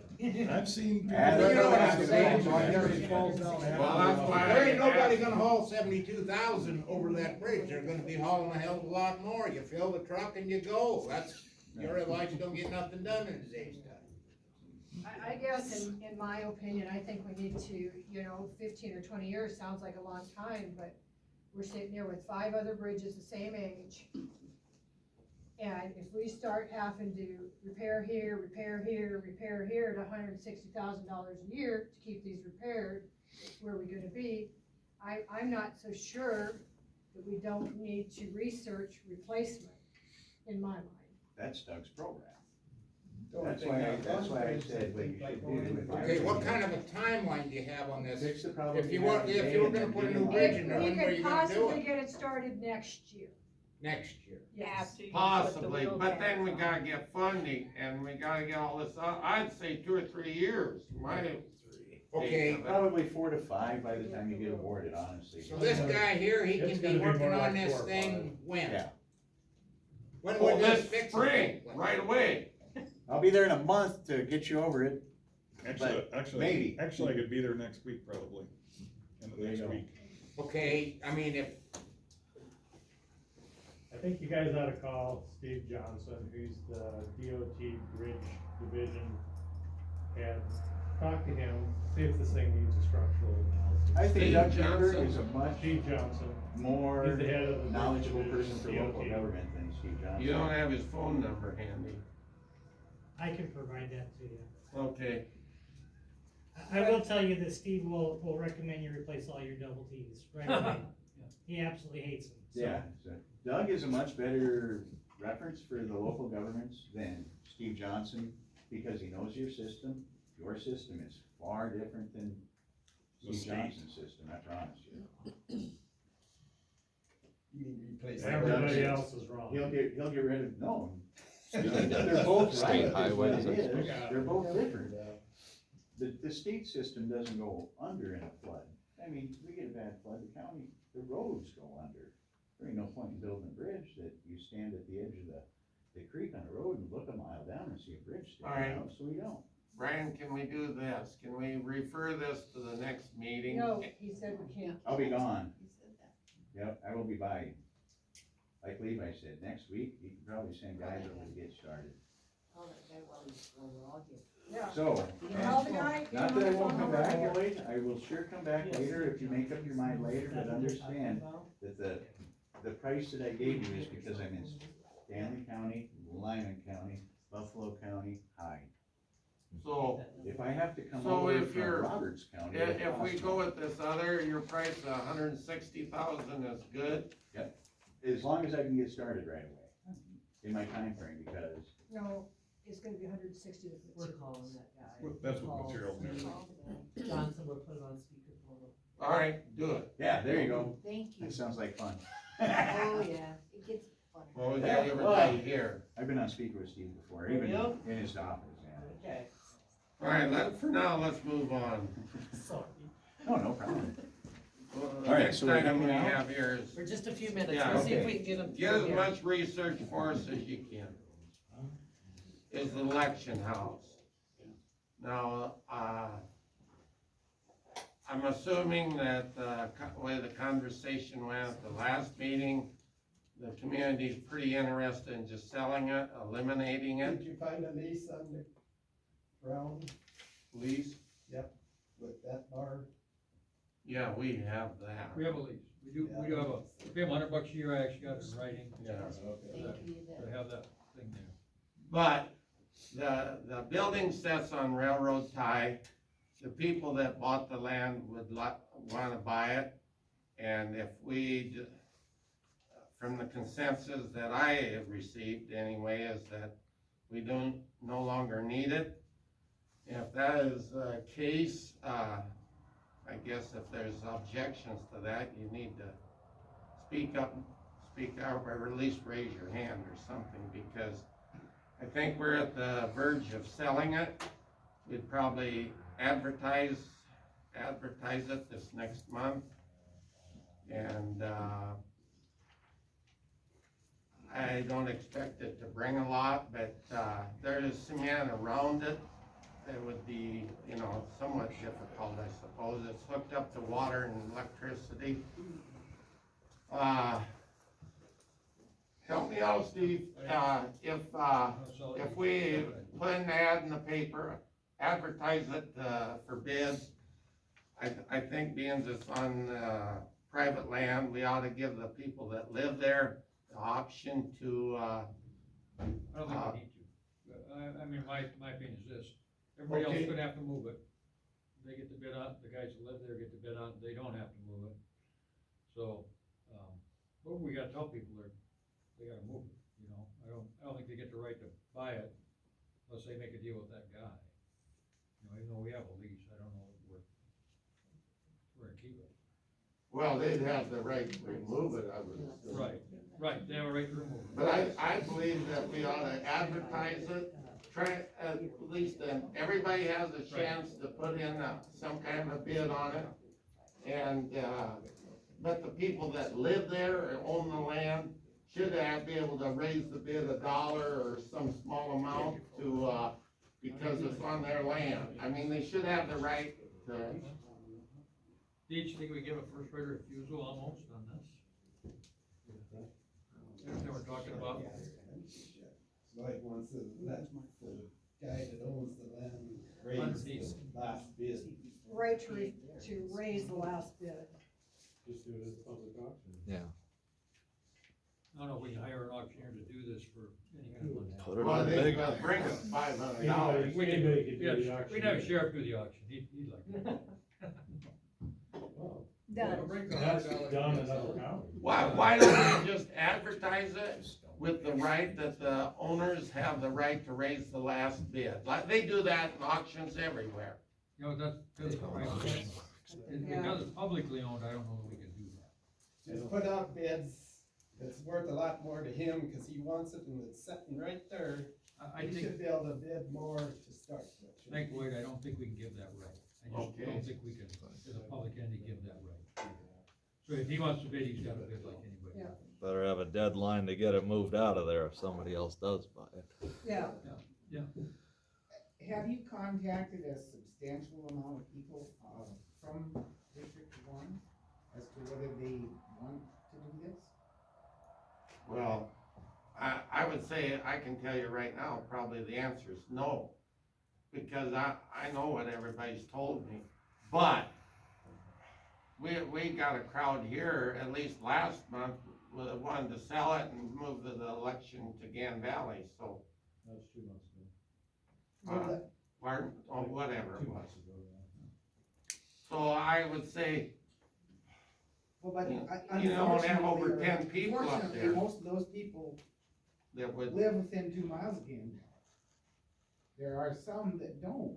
I'm wondering if. Wanted to move it. Huh? Ron Hendricks said we would not vote clear out there in the sticks, and he doesn't quite a ways away. Well, that was my question, is. Well, there's one.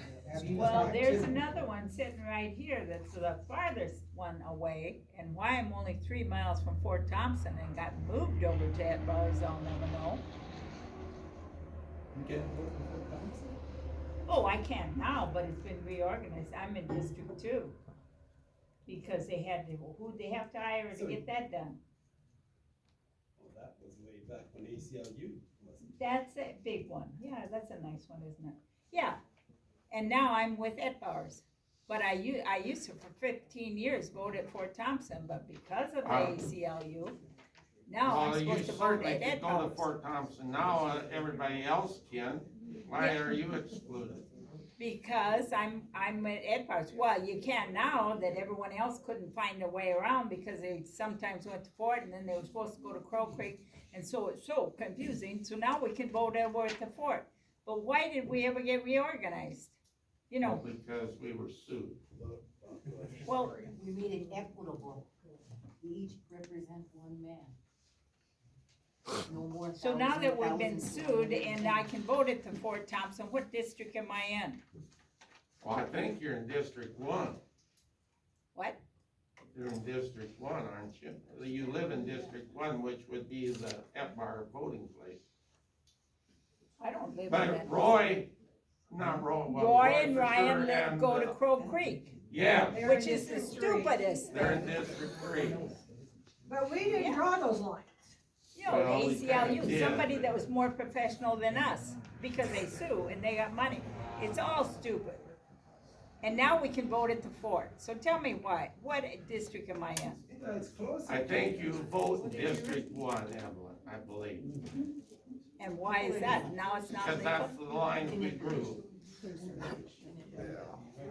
So they redid it? Well, we just did it this year, but that was the same as before, so what we did originally is what you have.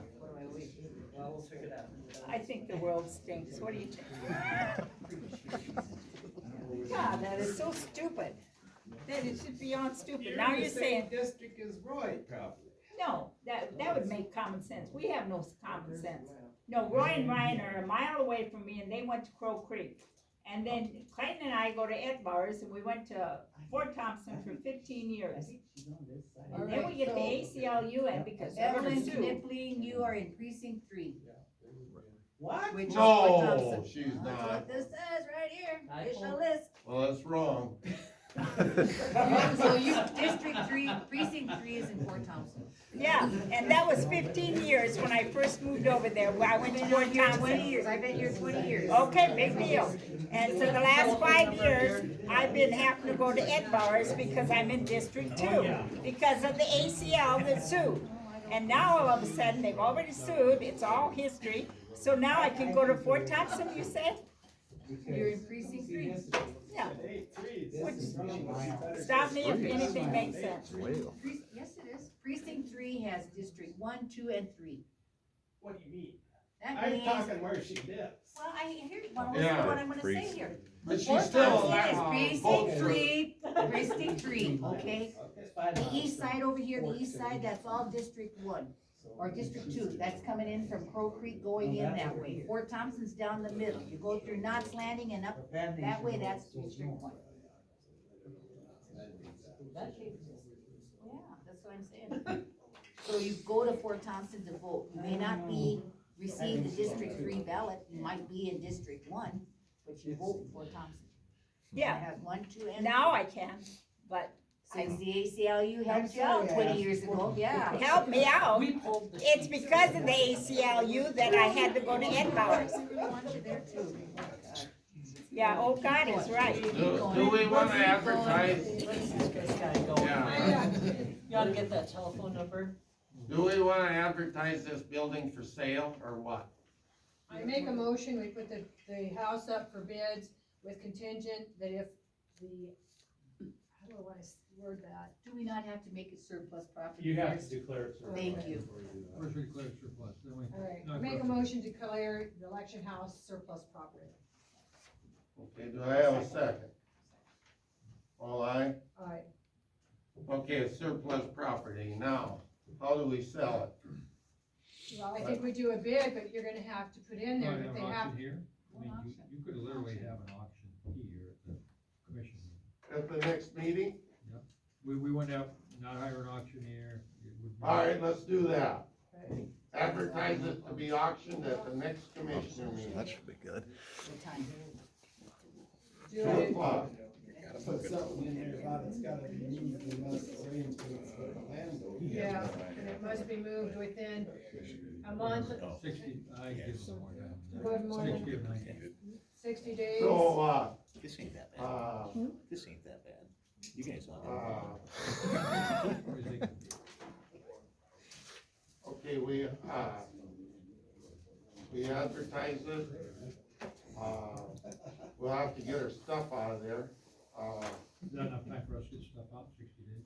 There isn't that much trailer load. Barely.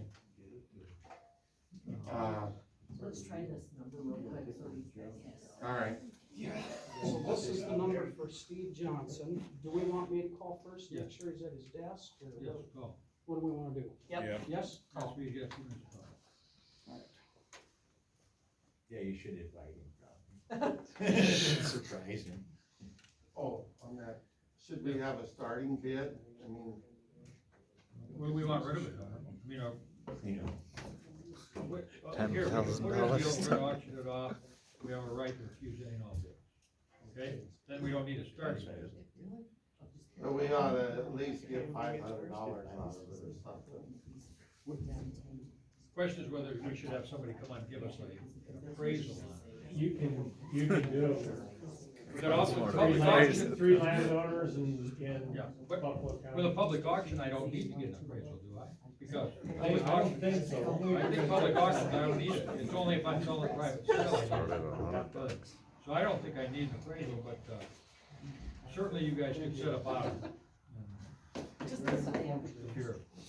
If you want, I mean, you don't need to if you have the deal about we can refuse all bids, but if you set a bottom, at least you got Well, and then they know what the bottom is. They know that you've ever figured it costs $500 or whatever. Get some training. Yeah, I would say at least $500.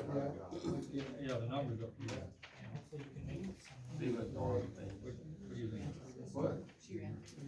Are we on the right track, Rex? Not really.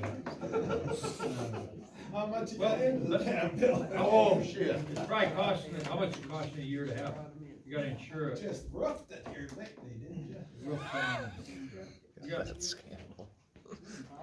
Well, we weren't gonna sell it, all this changed. Man, but you never know, though. All right, The advertising. we'll advertise and go from there. Okay, Lowell,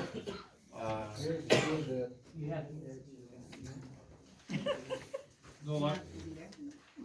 okay, we have a bid from Total Oil. Unleaded, 3.54, ethanol, 3.21, number 1 dyed, 3.56, number 2 dyed, 3.40. Do I have a motion to accept this bid? Oh, I'm sorry, don't need here.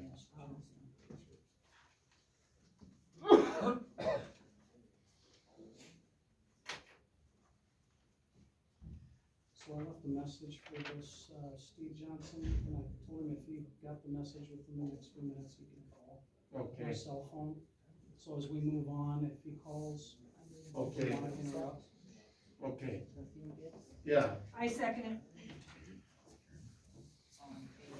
okay, all in favor? Aye. Motion carried. All right, now, we'll move on to Lowell here. There's a phone call out, if he calls back, we'll get a hold of him. Okay, Lowell, your monthly update. Yeah, on February 7th, we hired Eddie Alpazar to start working for the highway department.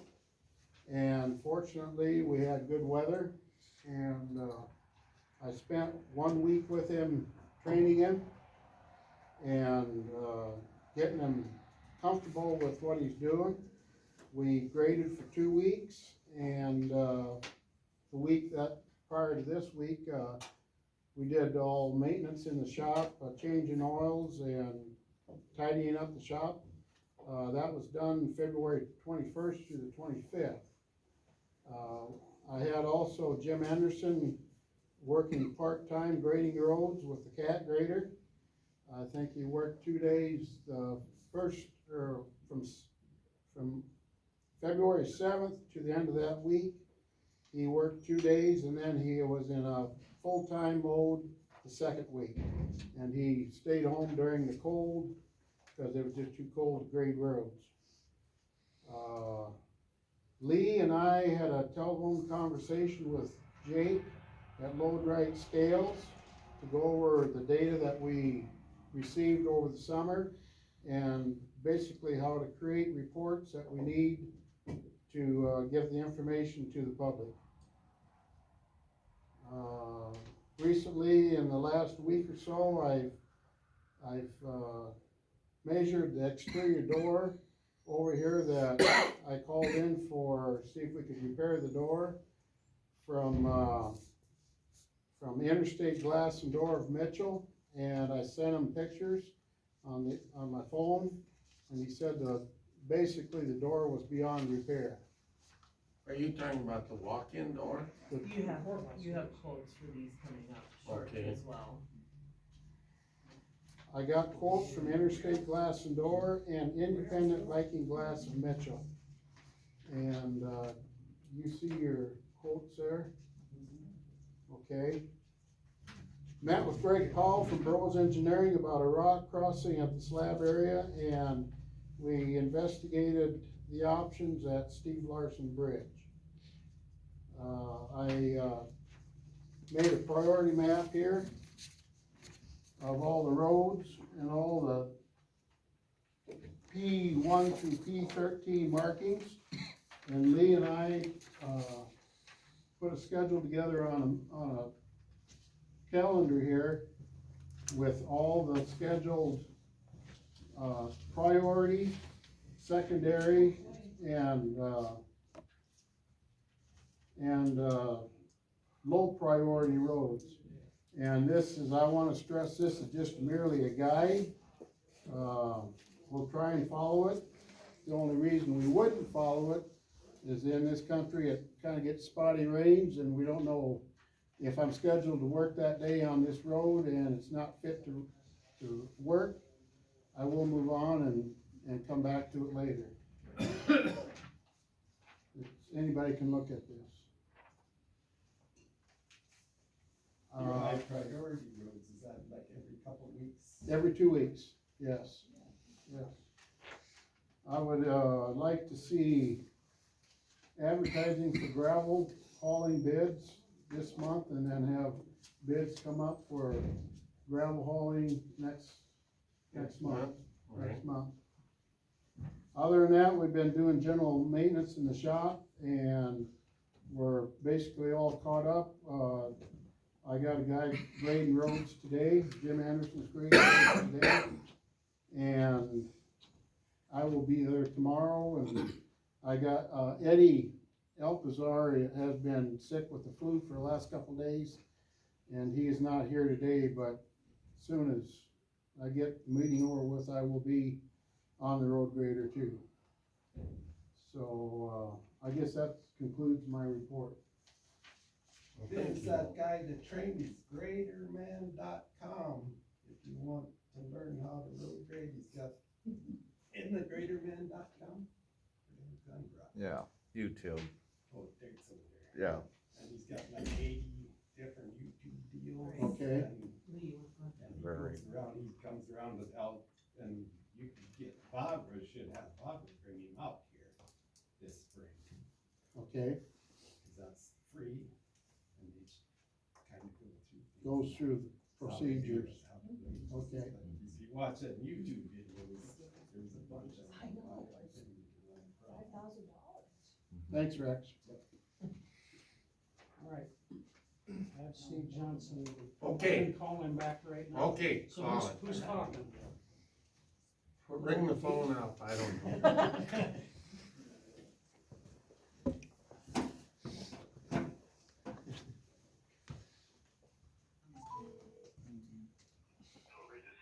Hello, Steve, this is Lee Sinke, Buffalo County. Yes, I'm here with the commissioners, you're on the speakerphone, there's been a couple questions, maybe you can help us with. Okay. Okay, Steve, we're looking at repairing this bridge, I'm thinking you're aware of it, or we have Doug with the DOT here, and we have, Rose Engineering, we have, Holloway Construction, here as well. I think the commissioners are quite confused. I'm believing that, the commission will probably, move forward with a wheel tax. However, that hasn't been 100% negotiated yet or done with, but this bridge needs some repair, and Holloway, I think for $160,000, would go in there and make some significant repairs with their, with added cement and then cement around the pillars on the bottom as well to make them last a little longer. We're not sure, about whether we need a construction, engineer's, plan to go with, or if we can just hire, Holloway they have an engineer on their staff that they say would qualify. We'd be bidding this under a county, annual bid, under an annual bid of $160,000. They were willing to go ahead very soon with that. Any of this other would, take a year, 2 years, or at least a length of time. We don't know how to proceed. We're wondering about possibly hiring Rose or a engineering firm outside of this situation to, give us advice. We don't know what that cost. We've had several figures thrown at us and they vary quite a little. We don't know. We come from a conservative approach here that we wanna make this bridge last as long as possible. The landowners that will mostly use it, are concerned that the load limits on it are lighter than they really wanna work with, so. We need some advice from people, a way that can tell us whether we're on the right track or not. Well, sure, and I guess I don't know what bridge you're talking about, you know, for sure, but regardless of bridge or bridge type, if you're doing any repair work, that work should be, designed by a professional engineer registered in the state of South Dakota. And by doing that, a couple of things would happen. First off, they could design the proper repair, and then secondly, once they design that repair, they can also tell you what the load rating or capacity for that structure would be after the repair. And if load rating is a concern, and it almost always is, certainly you've got people that use that bridge and want to carry loads over it, they could also tell you what it would take to bring that bridge, up to legal loads, how much work it would take, to make it bridge be able to carry legal loads. So any bridge work, any structural work should be done by a registered, licensed professional engineer in South Dakota. And yeah, it would probably take a little bit of time. I mean, regardless of the consultant, I know pros, I'm familiar with their work, but they're fine. And there's several others that can do a fine job for you too. It's gonna take them a little bit of work because any reputable engineer would wanna go out, and do some inspection on the bridge, not NBI bridge inspection, but just inspection with the intent of doing repair work. So they would wanna go out, inspect the bridge, see what exactly needed to be done and what the best course of action would be. And then, they would, put together a plan and then visit with you, as a commission, or if you have a highway superintendent or whatever, and, they'd visit with you and say, okay, here's what we found, here's the work we think needs to be done, and the result of that work will be this. And, and then as a commission or whoever in your county makes those kinds of decisions, I'm assuming the commission, I guess, but, you could discuss that and say, okay, yeah, we wanna do this, or how about this, there's other options you could look at, you could discuss with your engineer. And then once that's done, they can put together the plans, and then you can let it out for bid, and get the work done by a contractor. I don't know Holloway, I've heard of Holloway Construction, I know they built some bridges around the state. I don't know their engineering, capacity as far as designing a fix for you. I just don't know, so I really can't speak to that. If they have an engineer that could go out and do that, fine. If not, I think you would want somebody, with experience in bridge engineering that can go out and, look at the thing and tell you what needs to be done. Does that help you? Oh, I think so. I think it helps a lot.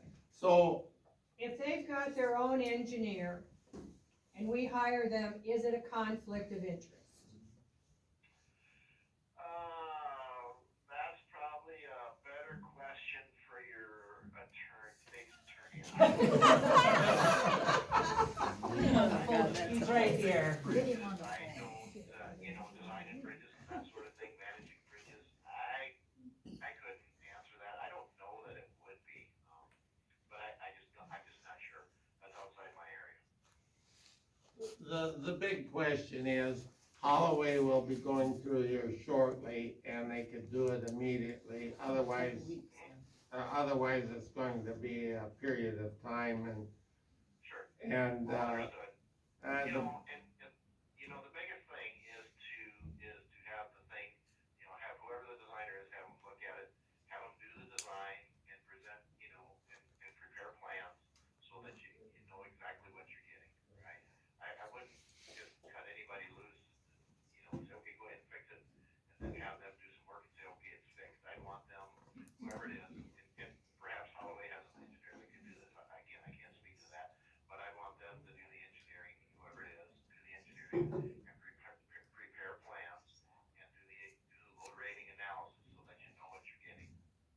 Yeah, right, I think, You know, I understand that. it's important that that engineering be done, and, you know, that the rating be done, with the repairs, so you know exactly what you're getting. And, you know, so that you're spending the money wisely and you get Right. the most life out of that structure that you possibly can, yeah. Well, we have a lot of folks from the community here, very interested in how the commission proceeds. And so we wanna do the absolute right thing. Okay, could you, I got several more things here, and don't let me forget this, but, okay, was the county's responsibility, okay, this bridge is rated at like 70,000 pounds. It's gonna put quite a strain on the landowner to go a couple, 3 years or whatever this may take to go through the system and replace the bridge.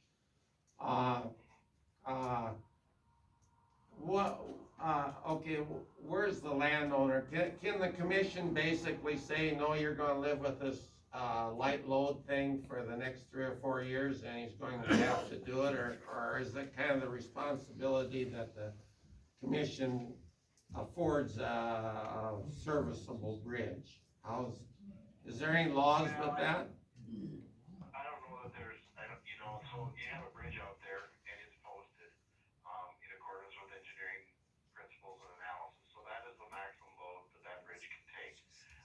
You know, it's up to the county, the county can say, yeah, we're gonna live with that bridge, with that posting. I mean, the bridge is certainly safe. It just doesn't have, and I don't know who did the posting for you and who's doing your biennial inspections. I don't know who's doing that, but you had an engineer, I'm assuming, do that Yes, inspection. yes. They said, yeah, it's safe for this particular load. So, you know, that's responsibility of the owner, the county, to get that bridge inspected. And you've done that, sounds like, and it's been posted. So, you know, how long you wanna live with that is really up to the county. If you wanna, you know, it presumably, unless, you know, it deteriorates further, presumably it could last in that shape and carry that load for quite some time before it deteriorated. If, on the other hand, if you wanted to fix it, or wanted to, either fix it or replace it, again, that's up to you. As a county, you wanna repair it and remove the load posting? You wanna repair it and leave the load posting, or do you wanna replace it? I think that's up to you. I don't know that there's a requirement that you have to, have a bridge, you know, at legal load capacity. It's, You want to, certainly everybody wants to, right? But I think, you know, it's up to you as a county to decide what actions you wanna take. Lloyd, does just a minute, the okay? fix on this thing, does then the load limit go, I mean, then it's normal? Yeah, okay, if Fix will if take care it's of it. fixed, then the load limit would go back to the legal highway load. Well, again, I don't know the issue or the concern, but certainly that's a possibility. And again, that's why you wanna have an engineer, prepare the repair plans, because an engineer, would be able to do that, repair plans such that, yeah, any deficiencies that are causing the load posting, would be repaired. And yeah, ideally, that's what you'd wanna do, probably repair it and then ensure that it's, you know, able to carry legal loads. Sometimes, you know, just for a little background, sometimes you repair a bridge simply from a safety standpoint. There may be an issue with the bridge from a safety standpoint, and after that repair, it may be safe, but it still may not take full legal loads. But ideally, when you repair a bridge, yeah, you bring it up to legal load capacity. Okay, who makes that decision? Repair plans would be able to tell you that. Okay. They would know or should know what the deficiency is, why it's posted, and they should know what repairs would be needed to eliminate that posting. Absolutely. Okay, just a second, I Who got makes a the question. decision on the legal limit? Pardon? Who makes the decision on the legal limit? If The it's fixed, engineers. this guy right here? Yeah. No, the bridge inspector. Usually work I know. with the inspector and give his input on how to fix. By design, and if he says it'll get the loads out, then that's what we'll do. Okay, so don't we have to have the inspector in there and approve what you're doing to get it back to legal limit? Yeah, if we can get a hold of him, I think Okay, what we're doing, okay. because it's a cracked pipe Okay. on I would say this, it's the commission, I think, it's the commission's intent to get this bridge up to speed as best we can, as soon as we can. But there's also the concern in the community that we're spending too much money. We maybe ought to just look at replacing bridges and so you believe that if we hire a good engineer, we can get some good advice as to help us make this decision? Absolutely. So anytime we repair a bridge or do any maintenance work on it, you know, rehabilitation, whatever, we always take a look at what we think that rehabilitation is gonna cost us. And then we also look at what a new bridge is gonna cost us. And we don't wanna put a bunch of money into, you know, fixing a bridge that may not last very long. You know, we wanna make sure that, you know, if we repair it, it's gonna last 25, 30 or whatever years out there, you know, so we always look at that. And there's no, I mean, every bridge is a little bit different, and there's, you know, no real set number, but a rule of thumb is kind of, you're in that, you know, if your repair costs are gonna be 60, 70% of what a new one would be, your money better spent just to replace it, because with a new one, you're probably gonna get 75 plus years of service life on it. So, you know, a good engineer can say, yeah, this is gonna cost you, you know, X dollars to replace, and it's hard for any engineer to say, after repair work, to say it's gonna last X years. That's very difficult to predict, right? But we know that you know, we can make some estimates and engineering judgment, but it's probably not as long as what a new bridge would be. So if we get in that 60% range, we start thinking maybe it's time to replace instead of repair. But an engineer, you know, could do that. He could do the analysis and say, this is what it's gonna take to fix it. Here's what it's gonna cost. Here's what a new one would cost. And you could make a decision then. The other thing is, and I don't know, you know, the site or anything like that, but hydraulically is the existing bridge adequate hydraulically? If there's other hydraulic concerns, it's a good time to address, you know, it may be a good time to address those too, so something that should be looked at also. Well, in the past, it's been very good hydraulically. Yeah, but it hasn't, you know, some sites, you know, we've got a lot of local sites out there that overtop quite frequently, you know, it's maybe time to look at that too, but if that's not a problem, that wouldn't apply here, but that's certainly something that a good engineer would look at for you and say, hey, you know, we might wanna think about this too. This is a creek that's, has high runoff in the spring. It a lot of times has ice problems. The ice will be there over the winter time. The spring melt comes on fast, and then the ice rises up and floats down, and so jamming is always a concern with this stream. And that's something, if it was a big concern, that's something that could be potentially addressed with a new structure. If you repair this one, you might not be able to address that as well. So not to say that that's the one determining factor, but certainly something, you know, you can think about as you're considering repair versus replacement. There's been interest in putting like box culverts in, and I understand they can be made quite large, but still, ice jams, to me, that bridge has a lot of capacity, I believe, but anyway, we'll try and address these and do our due diligence with it. Danita has a